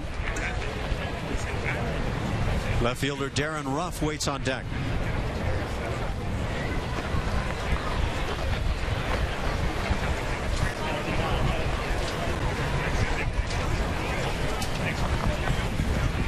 Cosart from the stretch will check his runner. And now that spin move that I have already gone public with. Nobody defensively at the bag at second base, and yet the pitcher is allowed to make that move. There are other plays where with the pitcher on the mound, if you turn and try to throw like to first base and nobody's covering, it's a balk. But it's allowed at second, it's allowed at third. A lot of discrepancy in the rule book. My soapbox. You almost get the feeling that he's not comfortable with the pitch selection. I know before Perez came out to the mound right here, that pitch before where we were talking about that spin move to second base, he held for a little bit longer than what felt was necessary, and instead of stepping off, pitchers will use that to get off the mound. And obviously taking time right there and having Perez come out and talk about it. Hopefully they've cleared things up and get the pitch they want.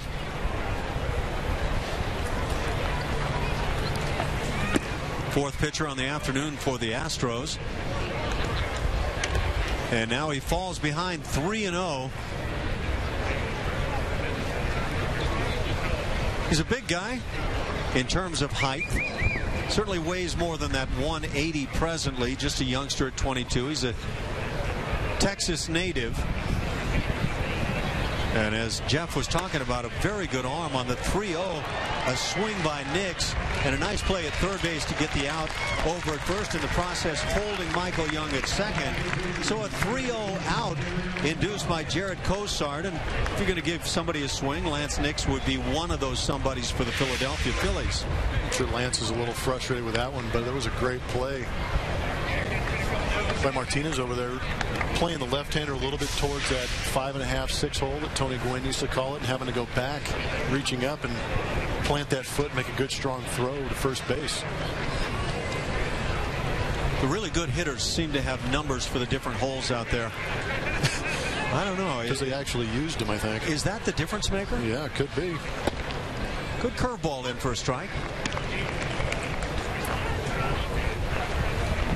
Philadelphia with 6 hits now to the Astros 1. And again, that one hit by the Astros came as Tyler Green led off the first inning. He doubled down the left field side and came in to score on a couple of ground ball outs.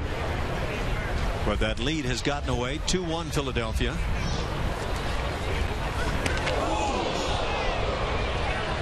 Well, Jared Cosart does have good stuff, and when you watch him, you have to like what you see in terms of the delivery, everything, but his command has been a work in progress over the course of the spring.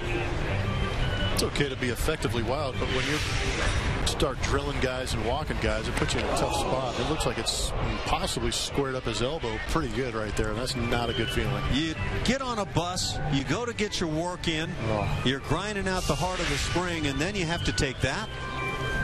Just another aspect of the game I'm not going to miss. Boy, no kidding.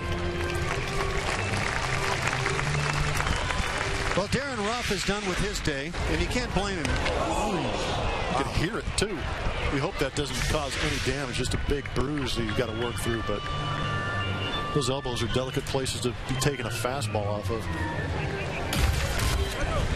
Well, the Rockets look to avenge last night's loss to the Suns and solidify a playoff spot. Rockets Suns Wednesday at 7 on Comcast Sportsnet.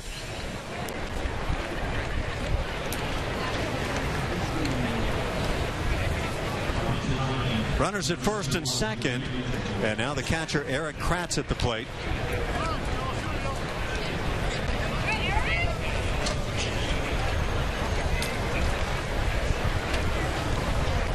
Kratz not doing a whole lot with the bat on the spring, has homered. On the day he has walked and popped out. Loops one down the right field side. Could be a tough play, and it is very much so. Paredes tries to dive and make a play.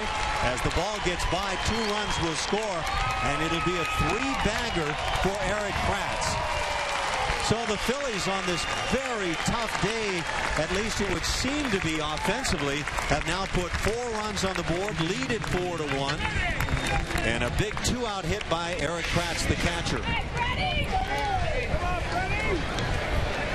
Sticks the bat out there, drives it pretty good to right field, but with that wind messing with it, it gave Paredes a tough time getting over there, and he gave it a shot laying out for it. Looks good if you catch it, but if you don't, it ends up being a tough situation with runners scoring.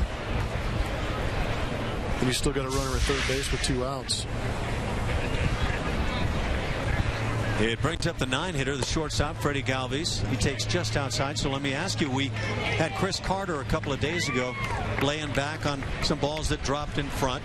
And a lot of fans certainly voiced their displeasure. Here you go all out and the ball gets by. It's a triple, plating a pair. What do you think? It's tough because Paredes was close enough to that ball. I mean, it wasn't like he missed it by 1.5 miles and, you know, gave that old false hustle or that false effort to make it look good. But I think he truly thought he felt he had a chance at it and missed it maybe by a couple inches. Would have been a great play to end the inning, but now we're looking at a situation where 2 runs across the plate and we're still playing. I think there are times to lay out and times not to. You're trailing already. A run's going to score if you let that ball drop in front. but you minimize the damage. If you dive, 2 runs may score, or you may come up with the play that ends the inning and keeps your club down by just a run. So I think that was a good spot to take a shot. As it turns out, another base hit plates another run, and a 5-1 Philadelphia lead as Freddie Galvis comes through.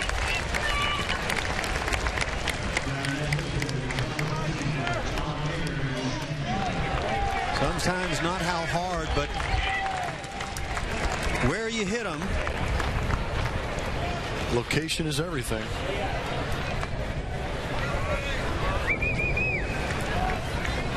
So 5-1 Philadelphia. They've scored in 3 consecutive frames now. John Mayberry Jr. will grab a bat and stand in, batting for Ben Revere.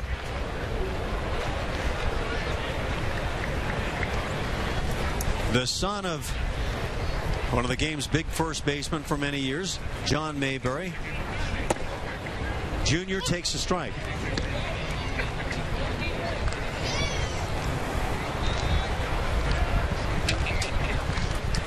Tough inning right here. Some of those, the hit by pitch, the double, base runners. Be nice to hemorrhage some of the pain right here and get back in the dugout. Takes an extremely long time in the set position. Yeah, and I don't like that. And both Porters talked about trying to get pitchers to speed things up. Number 1, by throwing strikes, and number 2, by simply picking up your pace. Well, it throws a wrench into the base runner at first base. If he's any kind of base stealer, he's trying to key off how long you hold the ball. He may be counting in his head 1, 2, 3, 4, or he may be going U, C, L, A, and seeing where where you take off in your set position. But anytime you take that long at the set position, everybody starts leaning back on their heels a little bit. I don't think there's any way anybody could ever say it helps the defense to have a deliberate pitcher on the mound.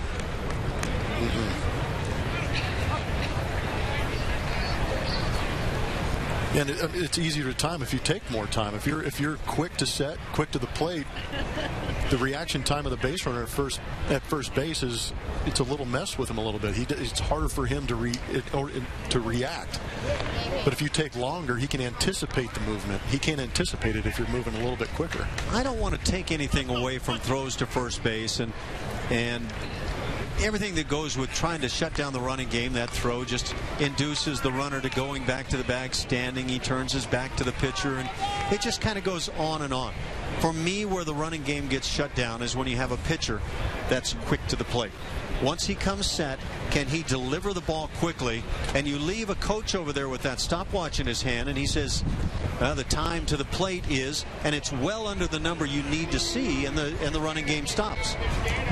That is true. That is one of the big scouting report issues that you have when you're having your pregame meeting. Not so much in spring training, but during the regular season, you're going to have a pretty good idea of what every guy's time is to the plate. And they'll even give you the times from when a runner's at first base or just a runner at second base, so you have an idea before you go out there. And like you said, the first base coach has that stopwatch in his back pocket, keeping times on guys, and it's usually, if a guy's between a 1.3 second or 1.5 second to home plate, you've got a chance to steal a bag. But if he's under that and can create a quick move to the plate between, a 1-1 and a 1-3, those are tough guys to steal on. It gives a catcher a great opportunity to throw down and make a play.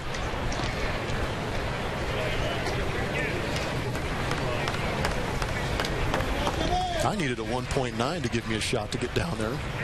And when you say 1.3, it's from when he starts his motion towards home.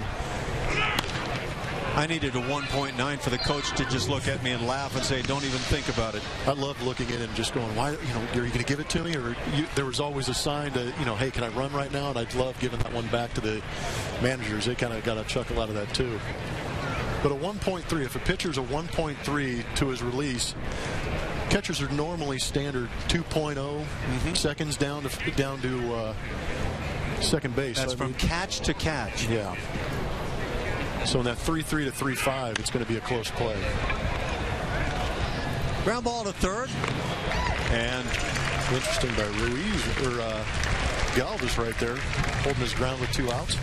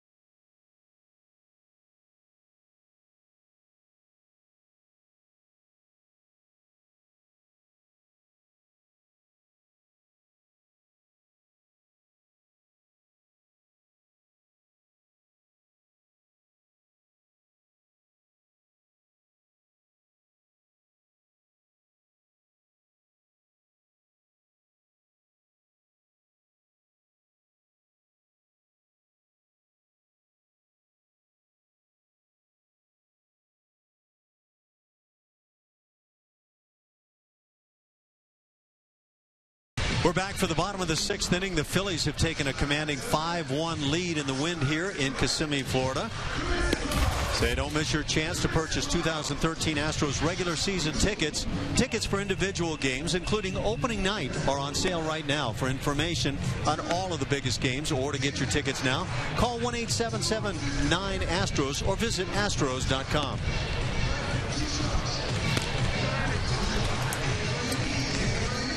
Cole Hamels, the left-hander for Philadelphia, got his work in today to the tune of 5 innings, allowing just 1 run, and that came back in the first inning. Hamels continues to get some throwing in down the right field side. It is Tyler Cloyd on the hill now for the Phils, as the Astros will come to the plate against the right-hander.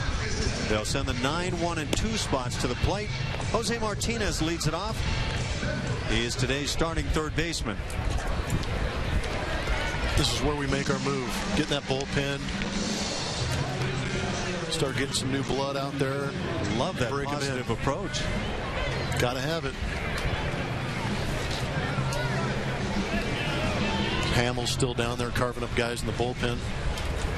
Hamels came into play today in Grapefruit League action, had not allowed a run. Today he finally allows one, but I have a feeling he's not going to lose any sleep over it. Just 1 hit allowed. He struck out only 1, but it was a solid outing. First pitch taken for a strike by Martinez.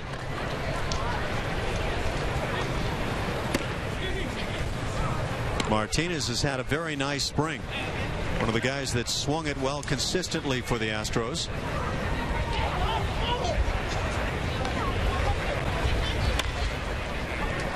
Pops one in the air, shallow center field. Second baseman with the play as the Phillies make some defensive changes.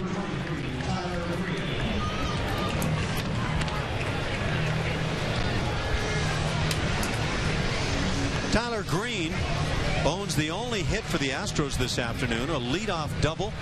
He was ahead in the count against Hamels in the first inning. Bounced one over the bag at third base down the left field line.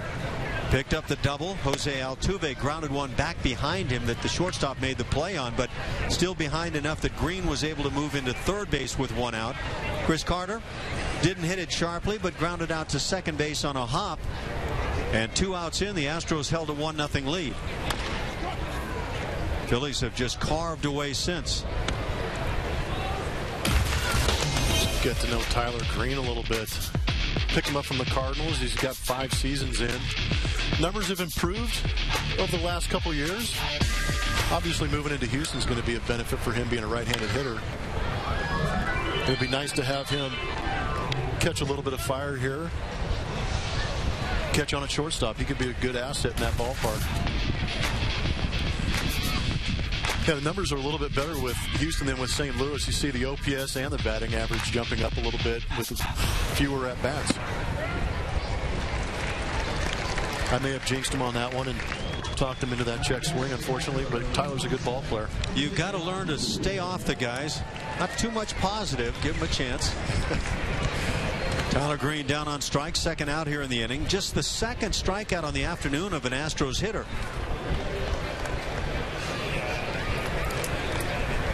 Brings up Jose Altuve. He's had a nice spring. He's 0 for 2 today. But if you're just joining in, and you can probably hear the wind a little bit. It's been very windy, blowing in from right field. And a tough day offensively. Yeah, the Phillies have put 5 runs on the board. But you would take your chances as a pitcher on an afternoon like this. Yeah, only 1 ball really crushed by the Phillies today. Lance Nix ripping that ball through there. But the Phillies have done a good job with timely hitting, getting runners on base, and taking advantage of some of the hit by pitches and walks.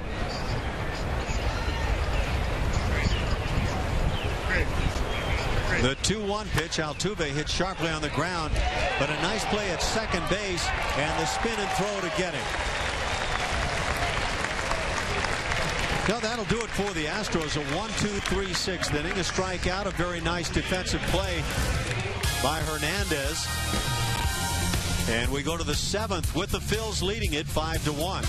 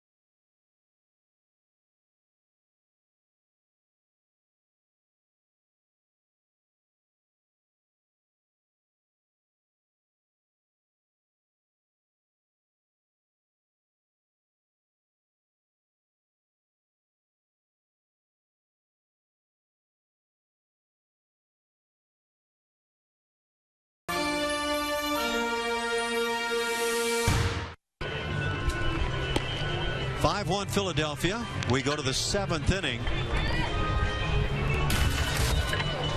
Come get a behind-the-scenes look at Minute Maid Park. Learn all about the ballpark by visiting areas like historic Union Station, the broadcast booth, luxury suites, the Diamond Club, and a whole lot more. For more information, visit astros.com/tours, or you can call 713-259-TOUR to schedule your tour today.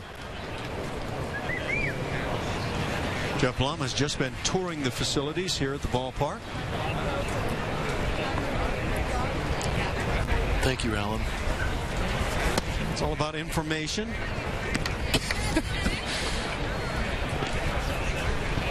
Five runs, 8 hits for Philadelphia. Run on 1 hit for the Houston Astros. 2 spot for Philadelphia. Kevin Franson stands in. He had one of the big hits on the afternoon. RBI double came in the 5th inning. He flies out here to start things in the 7th. Hit that ball hard, too. He's had some good at-bats. We quite frankly didn't think we would see an outfielder push back. Certainly not in right field today, but Lance Nix drove one out somehow to right field in the 4th inning. Prodigious. Wouldn't you have liked to have seen that with a windless day? Say a couple days ago, that thing would have ended up in Alligator Alley down there.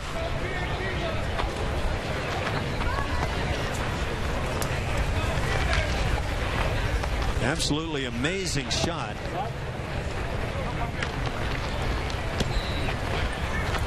The legend grows. That was the first run for the Philadelphia Phillies. It tied things at 1 in the 4th inning. They picked up 1 more in the 5th inning. Kevin Franson's double drove that run in. And then 3 runs in the 6th inning. And there was the one big play in that inning, and it's not a play that we could criticize in any way, shape, or form. Jimmy Paredes in right field, who had just come on to play defensively, got challenged with a ball slicing away down the line, made a diving effort. The ball simply got on by and turned into a triple that plated a pair. I agree. That was a valiant effort. It just didn't work out the way we had hoped. Leadoff walk, make that a 1-out walk as Hernandez takes his base.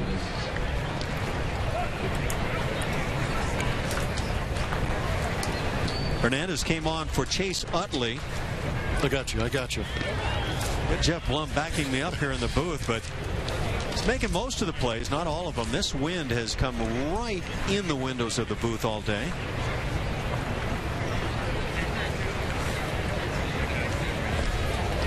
Chase Utley finished his day 0 for 3.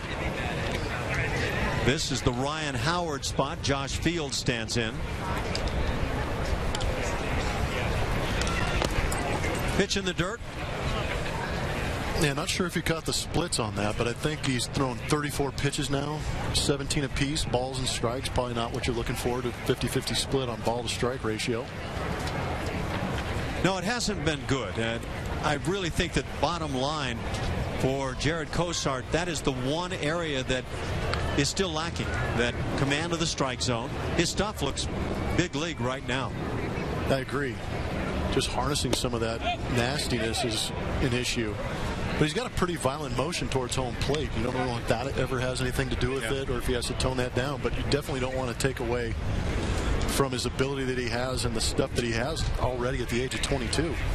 There are guys who clearly have had violent deliveries and have been able to throw strikes, so you can iron that out. It's not like a pitching coach should say, well, we can't deal with that. That's a delivery that won't work. It's just that we've got to get to the point where that delivery does work. Swing and a miss, throw down to second, a good one, and they... Oh, wow. The throw appeared to beat Hernandez into the bag. As the tag went down, we thought we were going to see the right arm. It just never came, and suddenly palms went down. So a stolen base for Hernandez. That was a great throw down by Perez. Good exchange, tough pitch down the zone with the swing. One of the things everybody's talked about with this young catcher Perez for Houston is that defensively he's pretty strong, and that's a good call at second base. The tag became a bit phantom. As a middle infielder, you've got to be able to stay back at the bag. This young man is going to draw attention defensively to himself. See, the ball appears to beat him. Did the tag get in there? That's a thing where the second baseman or the shortstop or whoever it is taking that throw has got to hold their ground and stay on the bag. That's Marwin Gonzalez at shortstop now trying to apply the tag. What do you see? Well, you see him coming. This is a great angle. You're going to see him come across the bag and then reach towards the catcher to make the catch. You want to see him stay on the bag, just catch it and drop it. You don't want to have all that motion. Sometimes that'll either block out the umpire, but if you make a clean, distinct catch and just drop it on the runner, it gives a real good idea to the umpire that you tagged him out. Yeah, you talk about holding your ground. You've got to stay there where the tag can be applied. But if you let that momentum bring you through the bag and toward the plate or toward the first base side, you're just not going to get it in there. Some umpires might make that call on the phantom tag. In this case, a very good call. And you can see the way he swiped like that. It gives it the impression that it is a phantom tag and that you actually didn't plant it right on him before he got to the bag. Right-hander Jared Cosart. Boy, that's a dangerous fastball up and in. Got him. We've already had ball four. One of the Phillies had to leave the He's field not happy today. about it either. Beat it. Fields has gotten his message in. He was sounding off in every way that he could as he walked up the line. Jared Cosart has been dangerous here this afternoon. And I'm not sure I blame a guy during spring training or any time for that matter having a comment about a pitch like that. Yeah, that's not a good thing. It's up and in. I know he's got the elbow pad on there. But you come up and in like that sometimes. You know the guy's effectively wild. It doesn't do Josh Fields any good to bark at a pitcher like that. We all know you're upset. Nobody wants to get thrown at. No need to escalate the situation like that. I wonder when you've seen one of your teammates go down drilled in the elbow with one of those fastballs, and now one gets your attention like that, is there more of an inclination to pop off? I don't think it would. The only reason I think that most guys do pop off is because it has become personal, or there's an underlying issue that nobody really knows about. I don't know if you can really go out there and get overly upset at a young guy who's all over the place. I mean, there's an inherent danger no matter what. But when a guy's, I don't think he's throwing intentionally at him, but you can obviously tell that he didn't appreciate the pitch up and in.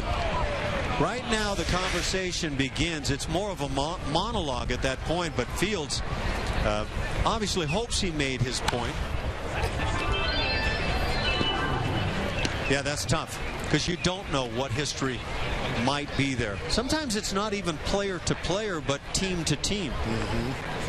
It's tough these days with the loyalty in the game. I mean, guys are moving all over the place, so you never know if they carry it from another team to this team, or somewhere like in you the said, minor leagues or whatever the case may be.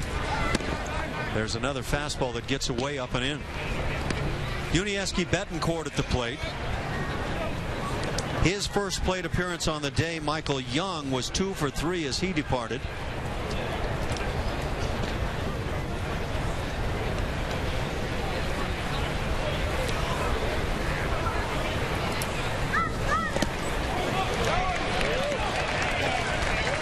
Ball gets by the catcher. Runners move up. And for Jared Cosarts, I think at the end of the day, when you sit down with him and you have that conversation, we love your stuff, young man, but we've got to find a way, or you've got to find a way to acquaint yourself with the strike zone more consistently. And that's really not a good job as a catcher. It's an off-speed pitch. It appeared to be some form of the changeup. And when you call that, you know that there's the chance the ball is going to be in the dirt. You're dropping your knees to the ground. In this case, it was just a backhanded effort. Infield draws in. The high heat blown on by Betancourt.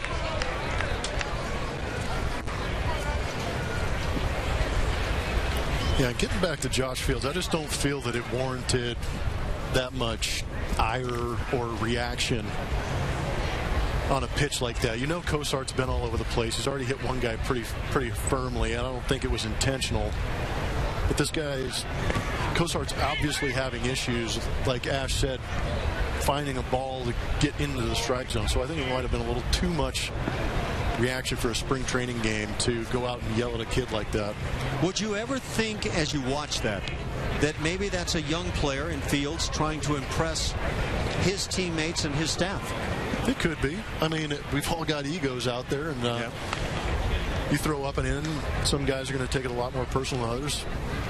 More professional, older guys will take it on the elbow and take it down to first base. This ball hit in the air to left center field. Under it, Maxwell to make the play.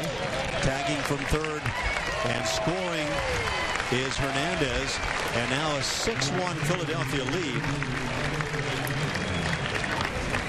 And Josh Fields obviously had the elbow pad on there already, so he's accustomed to being hit, or else he wouldn't have that thing on to begin with. Well, I wonder, could that be part of the equation as well? A guy that has been hit enough times in that lead arm that when he sees another one with really good stuff like Cosart, who's now leaving the field, when he brings it in there, does it kind of open up that anger box? It could be, but I don't think Cosart's been around long enough to realize that Josh Fields is open to getting hit on that elbow too often. But a frustrating afternoon for him. As the Astros go to the bullpen one more time, we go to break.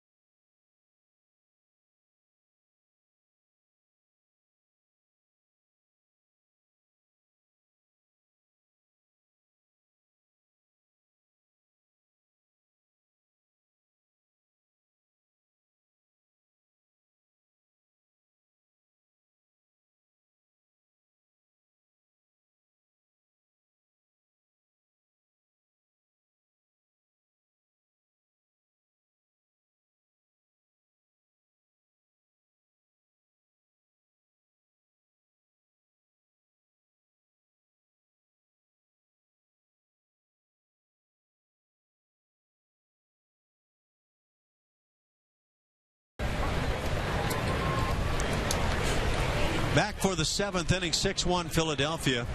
Since the first inning, they've had it pretty much all their way. They actually began their scoring in the 4th inning. They've scored in 4 straight frames on a tough day offensively. It is the 6th spot at the plate. Ender Inciarte will foul one down the left side. This is the Lance Nix hole in the lineup, number 6 for the Phils. And Nix was 2 for 3 and had one of the most impressive home runs you'll see hit through a wind that's been kind of a gale force blowing in from right field.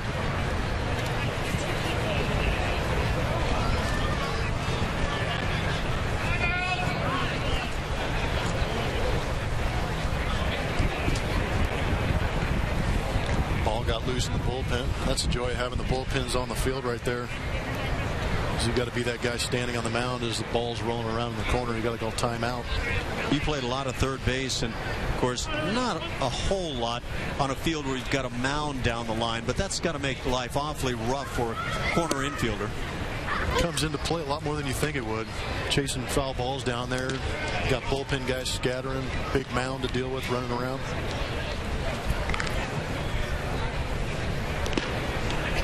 For Inciarte, his first plate appearance on the afternoon.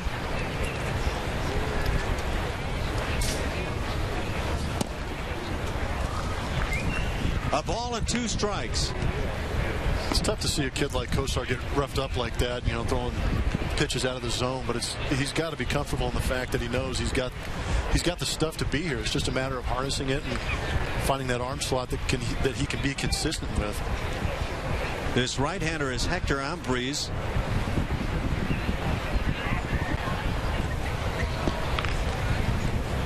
He has done a nice job in his bid to try to make the club.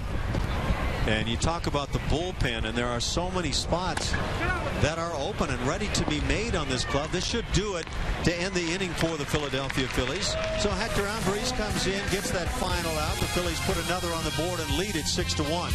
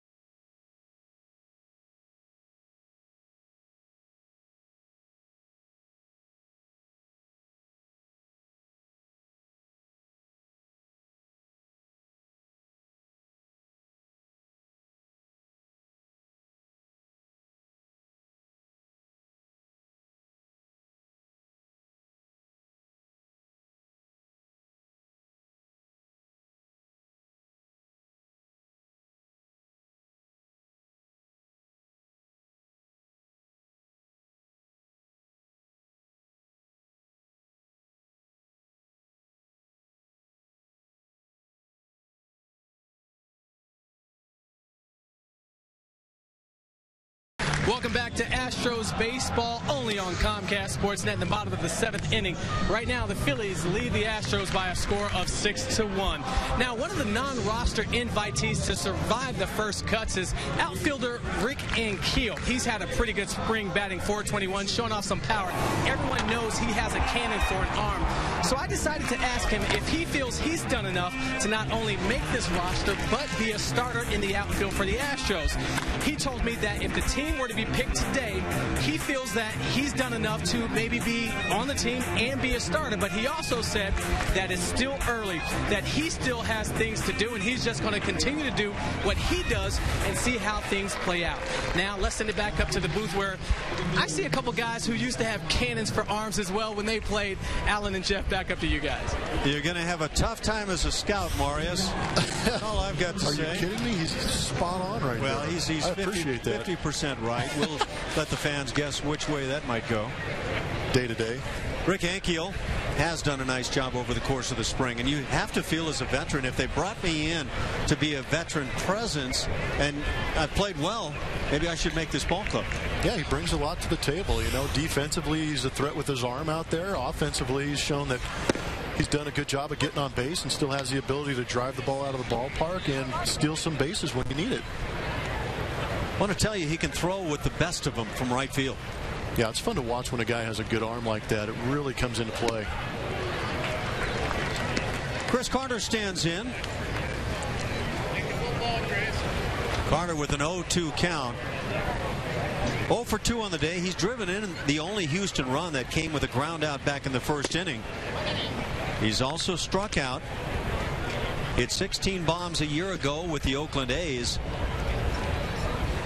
Can he put it together when given a chance to play and get 500 plus at bats on the year? There are a lot of folks who are assuming right now that he will be able to. Zach Minor's come on for the Phillies. Big right-hander. Giving up some pretty good numbers to the hitters. Be nice to see him hang a couple pitches here and let us jump back in this ball game a little bit. I think Chris Carter's going to be fine. You know, he's got the experience. 16 home runs in the big leagues is no joke. That's doing a pretty good job, and you're getting the at-bats and seeing the pitches and realizing your strengths.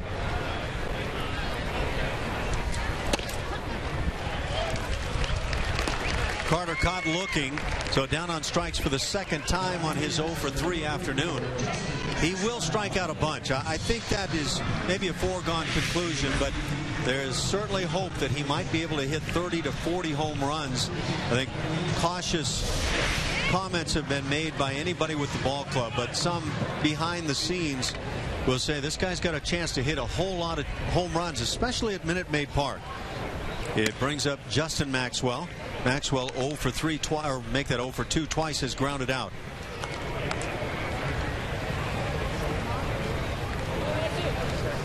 Just 3 strikeouts now of Astros hitters on the afternoon.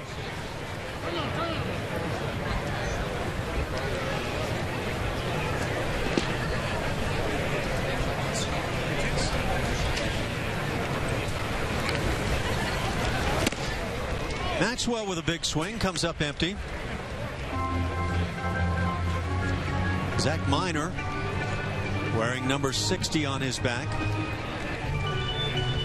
Grabbed at his left knee a little bit right there. Just took a big ol' hack.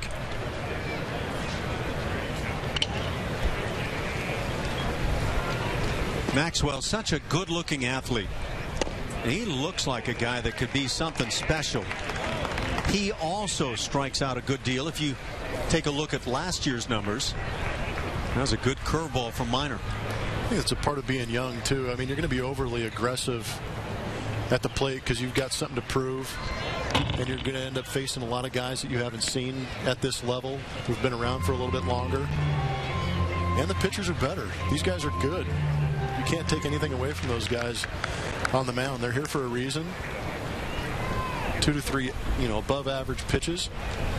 And it's just a matter of taking that ability that Maxwell already has and some of these other guys and adapting it to this level. Doing a good job fighting off some tough pitches inside right here. Part of being a good hitter, becoming a good hitter, is that ability to battle on pitches that you just can't do a whole lot with. And young hitters, you get in these ballparks, you want to show them your prowess, so you're going to take some bigger swings and try and drive some balls out of the ballpark. And once you do it, you want to keep doing it and maybe overswing a little bit. On the mound for the Astros today, it's been Peacock, Escalona, Fields, Cosart, and Ambriz.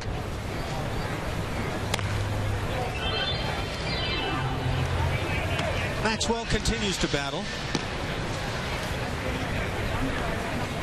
Peacock had a pretty good day in that starter's role for the Astros. 3 innings of work.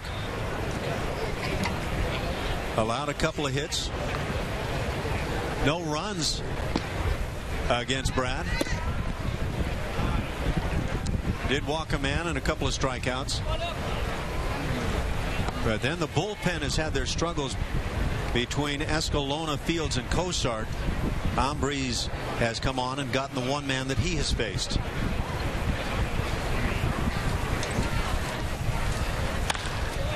Breaking ball. Maxwell stayed back with the hands very well, had a good swing, but hits a towering shot shallow to left. That's the second out of the inning.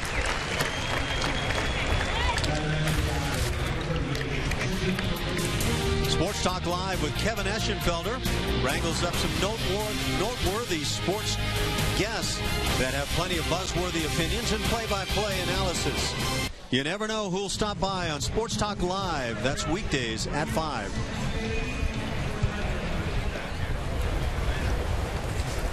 With 2 down, the bases empty. Right fielder Jimmy Paredes stands in. His first plate appearance comes in for J.D. Martinez, who is 0 for 2 on the day, and Paredes involved in a play defensively that figured big in the ballgame. A play that left Paredes diving for a ball down the right field line. A very tough play, and no blame could be cast on the play. It just was one of those instances where the Phillies took advantage, wound up with a triple plating affair on it. Paredes, another one of the young guys that has that nice angular body, looks very athletic. Well, the Astros have done a good job. They recognize talent, obviously, but it's always nice when you get these guys that are extremely good athletes. It's kind of frustrating. I've been in a couple of organizations where the first-round picks are, no offense to these people, but 5'9", $150. And you're, how does that project over a 162-game season? And these guys are built for the long haul, and they're built to play hard over that time, which is nice. When you're the Astros, and last couple of years have been lean in terms of wins, and you're rebuilding, even if that is a word that nobody is officially using right now. Bo Porter says he doesn't think it exists in the dictionary, but however you want to look at it, I think you want to hang on to every potentially talented young player you get your hands on. And I'm talking about Nate Fryman at first base. You Rule 5 him from the Padres. He looks like a guy who could become a very special player. Don't know, it may not happen, but I think you have to take your chances. I think you have to do whatever it takes to keep that guy in the fold. I agree, and if nothing else, next time Josh Fields decides to say something, you got a pretty good chance if everybody comes out of the dugout. He'll help you out in that endeavor, you would think. If you can get Chris Carter and Nate Fryman, some of the big boys involved, you may have a chance of other teams considering before they ever start popping off.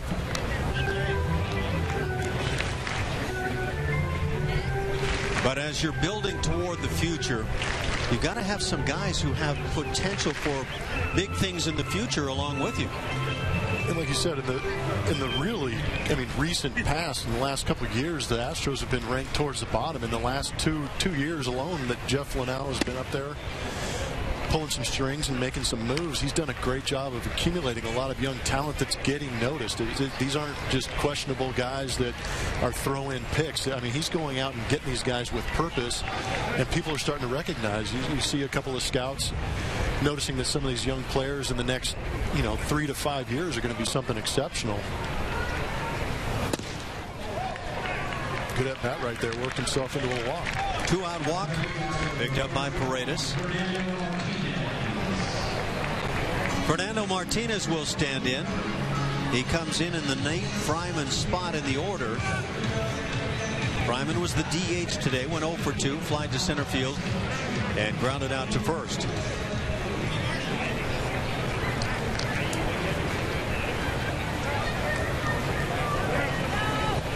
Having a great spring.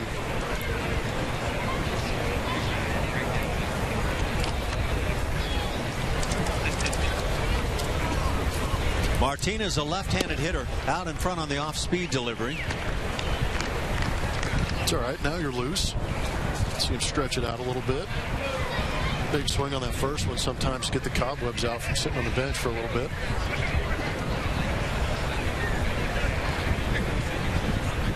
Oh, 1 pitch. Finds the outside edge. Can't do anything about that. That was a good pitch, 0-1. That changeup on the outer half. But Fernando's shown some pretty quick hands this spring. Been impressed with some of the balls he's handled and driven.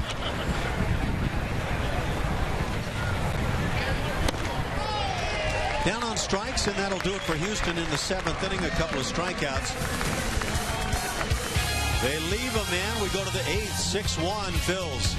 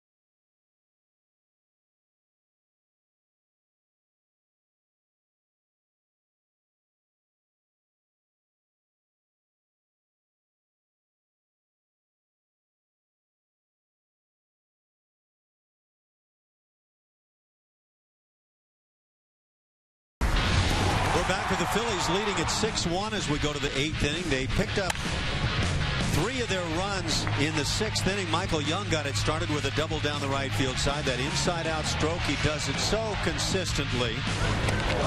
And then hitter gets drilled, and they come up with some further hits. There's the big one there with Paredes diving. Yeah, it was unfortunate he didn't have a chance to get to that one. A couple runs scored on that play, and then Galvis finishing it off with the base hit up the middle.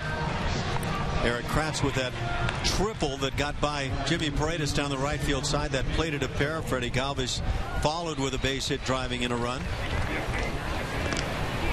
So the Phillies scoring in the 4th, 5th, 6th, and 7th innings now with that 6-1 lead. Jermaine Mitchell stands in, left-hand hitter. And Brett Oberholzer is the new left-hander working on the hill for the Astros. He's impressing early on in this spring. Good to have those solid lefties out of the bullpen. Got to have at least a couple, you would think.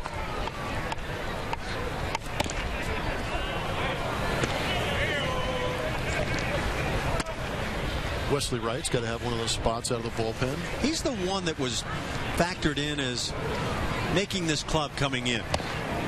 He's had some rough outings of late. I think sometimes he throws a little too many fastballs. Yeah. But he's got a good, firm, hard fastball from a left-hander, which is rare coming out of the bullpen. Alex White threw yesterday against the Mets over on the East Coast, and the numbers weren't pretty, but talking to Bo Porter, he agreed with White's assessment of his own game that everything was fine, that he actually threw the ball well, threw strikes, and is moving forward the way they would like to see. Base hit for Mitchell into right field. That'll bring up Eric Kratz, who is 1 for 2. He's walked and tripled, and 2 RBIs. See what the guys out of the bullpen have been doing. Edgar Gonzalez has pitched well of late. He has really moved his name toward the forefront. Brett Oberholzer, 5 innings of work coming in. Zide and Clemens. Clemens, the one guy we really saw late in the ball game a couple of days ago. 9th inning, struck out the side. And when you can do that, that'll impress quite a few people. Yeah, the guy on that list, Edgar Gonzalez, kind of coming out of nowhere, making a statement, putting up some really good innings. Doesn't really have the career numbers that would jump out at you and say that he belongs on a roster. But you come into a situation like this in spring, it's anybody's game like we talked about earlier. You do the job, you're going to get a chance. Pitch in the dirt, and then the runner takes off late. The throw from the catcher Perez into center field. We've got a stolen base, and then an 8-5 scenario for the putout. Hunter Wendelstedt's calling that play off. Something happened in the middle of the diamond. Might have been Marwin Gonzalez.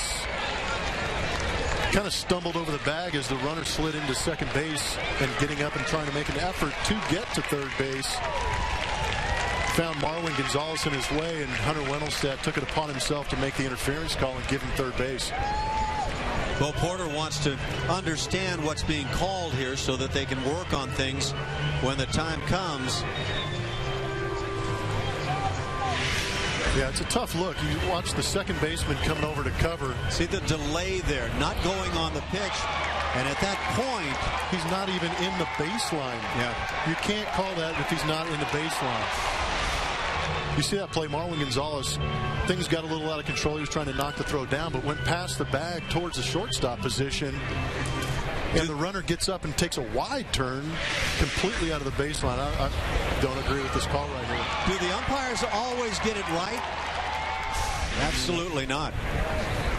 That's a tough call right there. Marwin Gonzalez probably asking himself, what did I do? With the infield drawn in, a ground ball on a hop to short, they'll get the out at first base, and that'll hold Ruff at third base, or Ruff rather.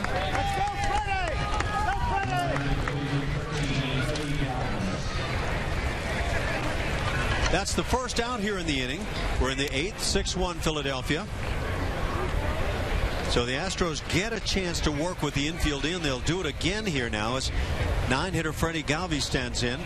2 for 3 on the day. Couple of singles. He's scored one. He's driven one in. Oberholzer works it from the stretch.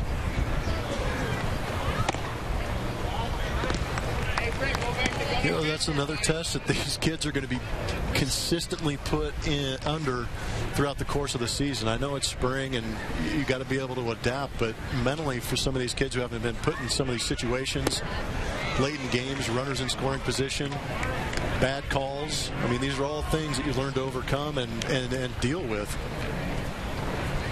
It's unfortunate, but it happens quite a bit.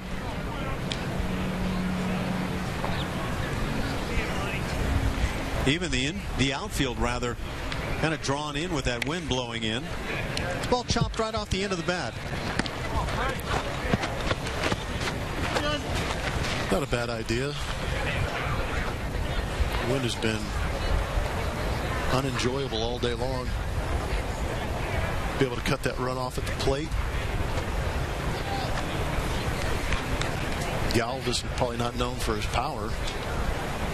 Switch hitter hits one in the air to center field. Plenty deep enough to score a run. Now the question is, can you get to it and make a play? The answer is no.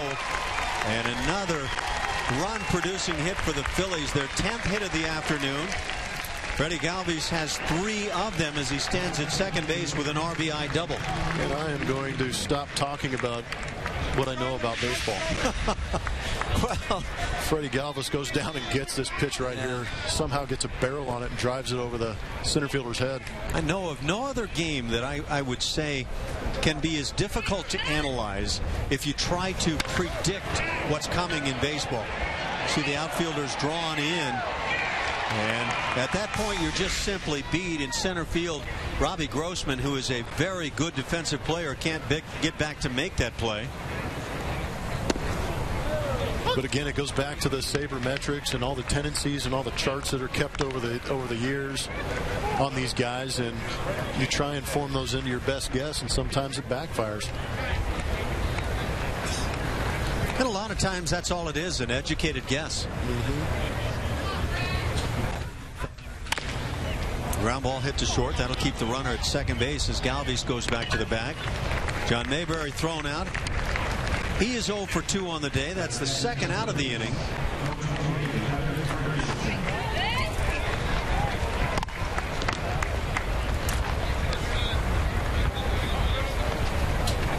Interesting looking scoreboard once you get to the end of it. 1 run, 1 hit. Leadoff man of the ball game for the Astros rather.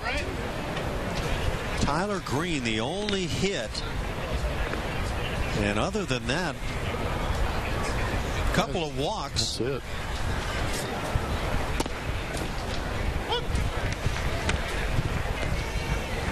Kevin Franson watching all the way. RBI double in the 5th inning. He's had a good spring.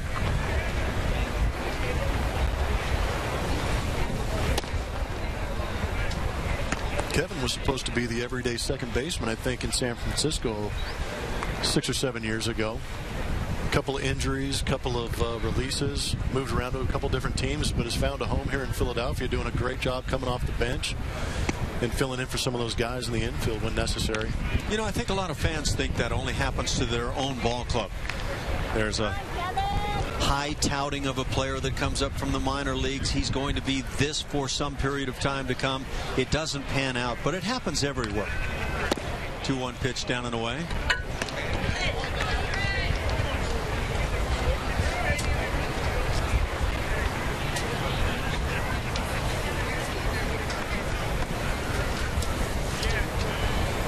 The Astros have the bottom 3 in the order coming up in the 8th inning, and they've got a lot of work to do. This ball will be handled in left field as the ball blows from center field all the way toward left, and that'll do it for the Phils. They pick up another run at 7-1 Philadelphia.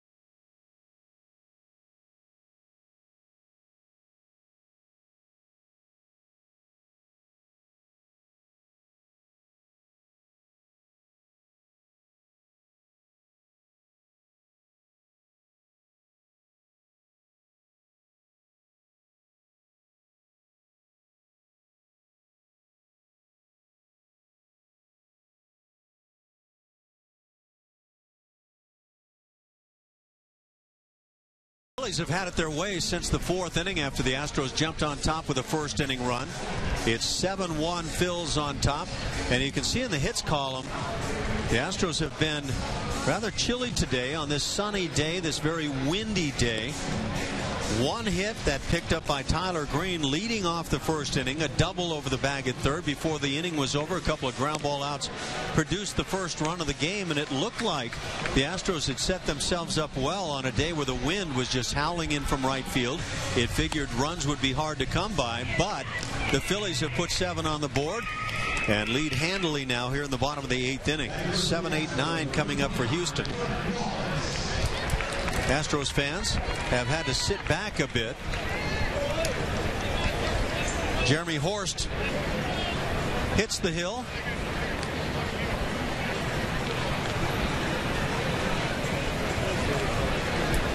ERA at 14.40. Where else but in spring training? It's having a rough spring. Leaving the ball elevated, giving up 4 home runs. Of course, if you talk to players after games, there's a special spin that comes with spring training. I'm just working on this or that, and I'm feeling real good about things. And I'll be very surprised if I don't make the club. It's good to see Brett Wallace getting a couple ABs. Unfortunately, he's down 0-2, but if you get a chance, see what John Malley was talking about his hands and getting that foot down. Hopefully he gets to see a couple more pitches. Hits one down the left field side. Long run as this ball slices back out of play. That's a ball that might have been in fair territory without the wind that's coming in from right field, but when it's all said and done, lands about 40 feet foul. Yeah, you got to be ready out there in the stands. It's going to come flying at you some weird angles. But talking to Brett about his swing earlier in spring, he said he's really enjoying the fact that his hands are out away from his body. Kind of frees him up a little bit to get his hands through the zone a little bit quicker. And he used to have the toe tap back when I played with him a couple years ago, and he's eliminated that too. Got pretty soft on the front side. Good grief. That fastball runs up and in. What's going on out here? We've had a couple of hit batters for the Phillies. Brett Wallace is indicating that this one got a piece of the right hand. Yeah, his hands used to be tucked up back by his neck, up underneath his ear, and really close to his body. Made it kind of tough sometimes for hitters when they do that to get that barrel to clear through. But this time he gets that fastball up and in and just could not find his way out of it. If we can take another look at that, what you'll see is that there's actually, I believe, a swing that takes place. And so if the ball does legitimately hit you in the hand, you don't take a base if you've swung the bat. Let's see if you see a swing here. It looked like he tried to hold it up. But from the side angle, it definitely looks like he's making an attempt at it. That barrel goes through the hitting zone in my book, and I'd have to call that a swing. Question now is, do you call it a swing and a miss? Well, it's obviously a check. I'm not sure. I didn't see the umpires check it, but they may have called that a foul ball check swing. Is that possible? I've seen guys take a swing, a full swing, and get drilled right in the chest. And that's a strikeout if it's the third strike, obviously. This time, Wallace is deemed to have gone through on the check swing, and he's down on strikes. So when it's all said and done, probably justice is served. That was a pretty rough at bat all the way around. Hurts in numerous ways. Not fun when you only get one at bat of the day, and that's the way it goes down. Do it against a left-hander that's running it up and in and then dropping a slider down and away.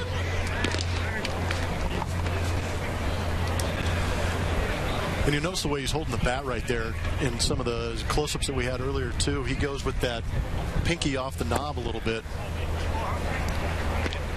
Sometimes that gets jammed in between the ball and the bat. Could lead to some pretty painful injuries with nowhere to go for that swelling and stuff like that, and broken bones. Hopefully it's nothing major. This is Carlos Perez at the plate. He took over for Carlos Corporon behind the plate a couple of innings back.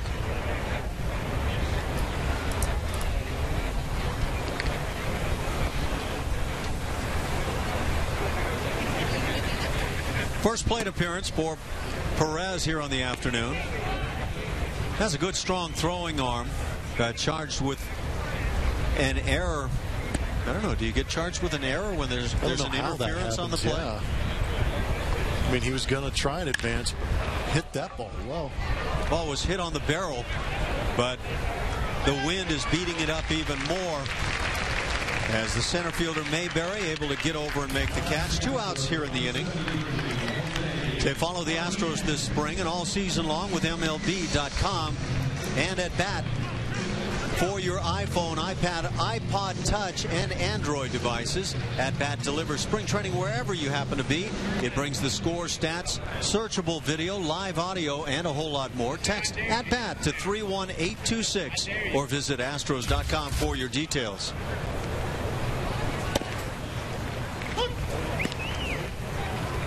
Jose Martinez, one of the lucky few getting a full game in. 0 for 2. If you're about 3 for 3, then you're lucky. Of course, you're always looking for a chance. Get up there and get yourself a knock. Having been one of those guys that usually hit in the bottom third of the lineup, I knew if I only got 3 at bats, usually wasn't a too productive day for my ball club. In part, insightful from Jeff. Other parts? Other parts? Not buying into that bottom of the order kind of stuff from Jeff Lund. Strike three is called. A couple of punch-outs here in the 8th inning. A 1-2-3 frame. And the Astros go down quietly, 7-1. The Phillies having it all their way here on this windy day.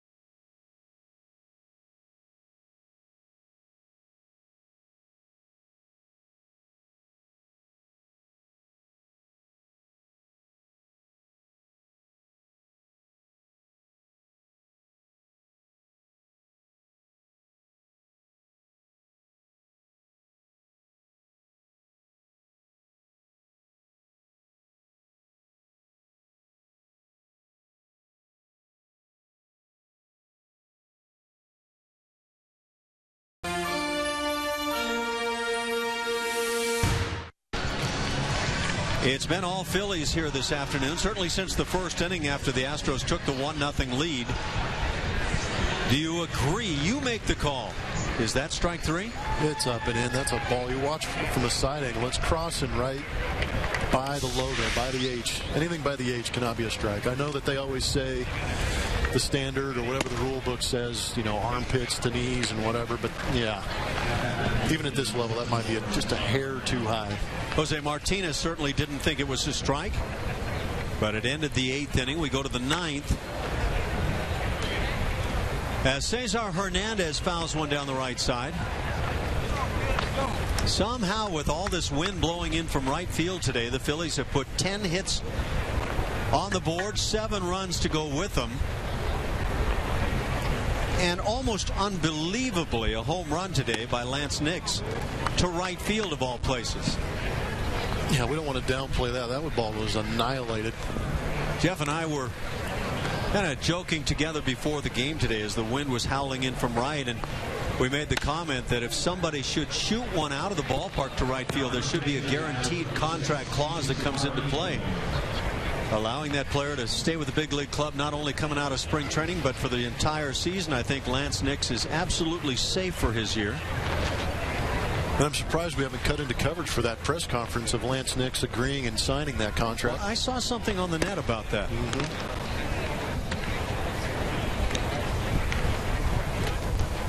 Oberholtzer still out there doing a great job today. You didn't sound like you were fully committed to that fact. I am now. There we go. One about the press conference anyway. Yeah, I was kind of playing it by ear. Cesar Hernandez down on strikes. This is what it sounded like when Lance Nix drove one out. And you can kind of see he knew he got all of it, but at the same time recognizing the wind was going to play a factor. He put his head down and ran, but by the end of it, that ball had enough to get out. Lance Nix was the starting right fielder today, and he felt the wind. Do you think he thought that ball had any chance of getting through that wind? For a brief instance, I think he did, but as soon as he put his head down, I'm sure he was thinking he's got to get to second base at least, but was lucky enough to break it into a trot. Josh Field stands in. He's been hit by a pitch. His only plate appearance, he takes a strike. It's 0-2. That with Jared Cosart on the hill, and Cosart was bringing it, and he brought one up and in, got a piece of the elbow guard, and there's a pitch in. I wasn't sure what that had hit. Apparently the bat looked like it did. It looked like that elbow got in there. At that speed, it almost looked like he took another one off the elbow. not quite the size of Craig Biggio's arm guard. Yeah, if you're going to throw that elbow at the baseball like you did on that previous pitch, I understand why you're wearing a guard. Great pitch. Well, we're starting to see some pitches called on the corners right now as we get late in this windy ball game. That's 2 strikeouts looking here in the inning. Kind of appreciate the fact that Carlos Perez set up inside and kept going in there after him. I'm sure Josh Fields, after getting hit by the pitch, wasn't sure if they were going to keep coming in there, but good aggressive fastballs by Oberholzer right there to get the punch out. Yunieski Betancourt at the plate had a sacrifice fly, his only plate appearance. That came in the 7th inning. Yeah, a very tough day it would figure offensively, and yet the Phillies have scored in 5 consecutive innings. And this one hung out for a base hit to center. Well, I don't care what kind of wind you have, a line shot like that back up the middle is not going to get abused at all. Delaware, Brett. Go back to Delaware.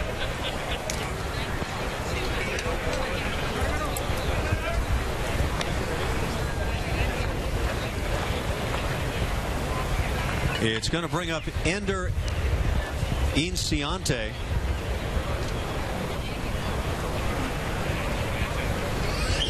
Grounded out to second, his only at bat, that in the 7th. Oberholzer been pretty sharp. Yeah, he's looking real good, getting ahead early with that good heater right there. Mixing in a couple sliders every now and then. Offensively, just nothing to show for the Astros today. A lone double that picked up by Tyler Green. A couple of guys can claim that they drew walks today, but that's about all they can talk about.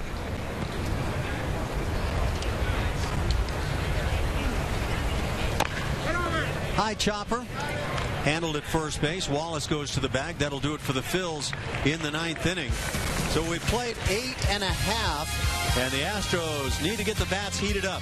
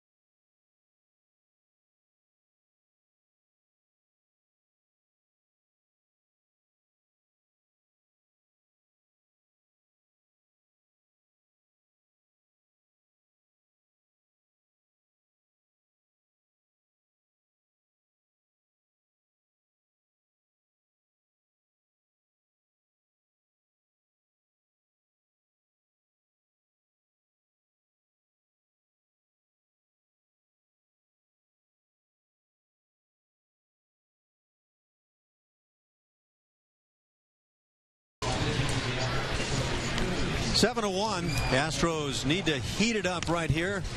A lot of roster changes for the Astros from last year to this year. You can see on the left side there, Jed Lowry, Wilton Lopez, Jordan Schaefer, Brian Bogusevic, and Chris Snyder, all members of the Astros. And now the acquisitions for Houston that could prove to be big. Yeah, they obviously felt the need to go out and get some pitching, so they picked up Veras, Umber, and Bedard. Still waiting for Bedard to make an appearance out there. And then there were some roster cuts today. Unfortunately, this is the time of season where guys start getting axed. And the two at the bottom, you see Owens and Demmel. Those guys are on the 40-man roster and have been optioned to the minor leagues. They are still under control, Astros control, and still on the 40-man roster. But that option will be able to be used throughout the year so they can come up and down and do what they need to do. But DeShields and Springer are two guys that are going to go down there and refine their skills in the minor league camp. Of course, the guys like DeShields and Springer, they don't need to use an option on yet. They're not in that position yet. Now the first pitch up and in here in the inning. Jonathan Villar, who has taken over at shortstop, stands in. Big swing from the left-hand hitter.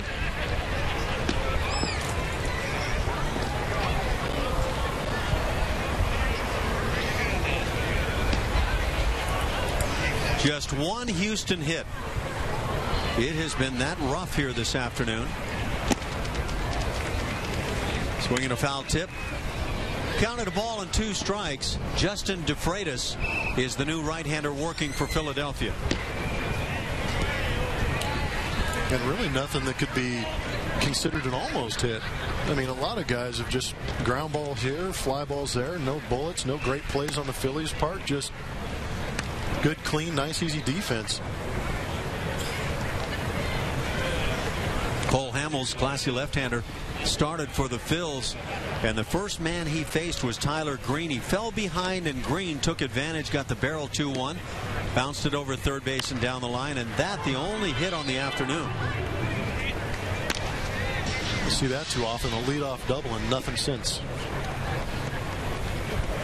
I really thought that first inning run by Houston could stand up with this wind blowing in today, proving how easy it is to predict this game.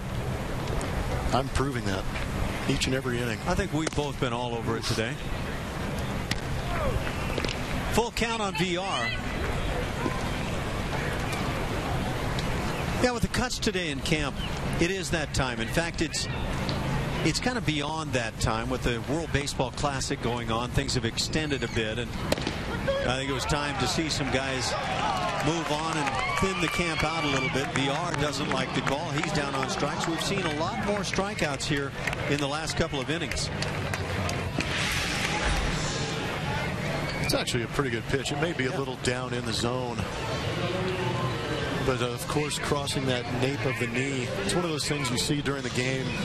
You have a tendency to argue it a little bit, and then you go back and watch the video. Yeah. And you kind of understand what he was looking at as opposed to what you felt happened. I doubt that VR or any hitter will see it that way with himself at the plate. But as the pitch is down and in, VR probably feels that that pitch was in the same location right there. Yeah, that's the way in the dugout. He's going to say same pitch, and you'll hear that come out of the dugout. Marwin Gonzalez at the plate. But not exactly that way. If a baseball, some portion of it just grazes the outside corner going by, it's a strike, right? Yes. Just get a piece of the baseball on the corner, it's a strike. If a piece of that baseball grazes the bottom line of the strike zone, is it a strike? Should be, right? Yeah. You don't see it called very often. It's like you have to see the entire baseball in that bottom or top end of the strike zone. Yeah, some guys create enough tilt to where it does just scrape the edges of those zones, but on a tough day like this, anything borderline seems like it goes against you. Well, I think the umpires have had enough wind burn on the afternoon and maybe ready to move on. That's a very good call. The wind has actually been blowing straight into Andy Fletcher's eyes.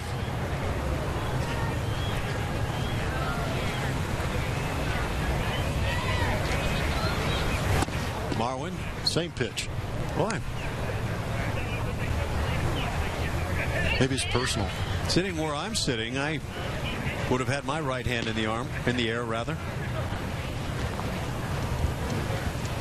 Marwin Gonzalez, one of the guys with Tyler Green battling to win that starting job at shortstop, pops it up on the infield, left side. Catcher and third baseman come together, and the third baseman with a nice running grab. That's not an easy play by any stretch of the imagination. Betancourt eventually calling and making the play. So we're 1 out away from this one being in the books. Now the Astros have some games coming up still on Comcast Sportsnet here throughout the rest of the spring. The next one coming up this next Friday, March 15th, against the Pirates right here in Kissimmee. All these games in Kissimmee. Blue Jays come in Sunday, the 17th, and then the following week, the 24th and 25th, we round it out here with the Marlins and the Washington Nationals. So still good baseball coming up.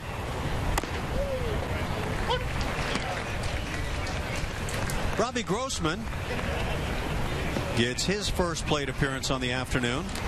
Took over in the Chris Carter spot. Carter was 0 for 3 with a couple of strikeouts. Grossman throws left, but a switch hitter. You don't see that combination very often.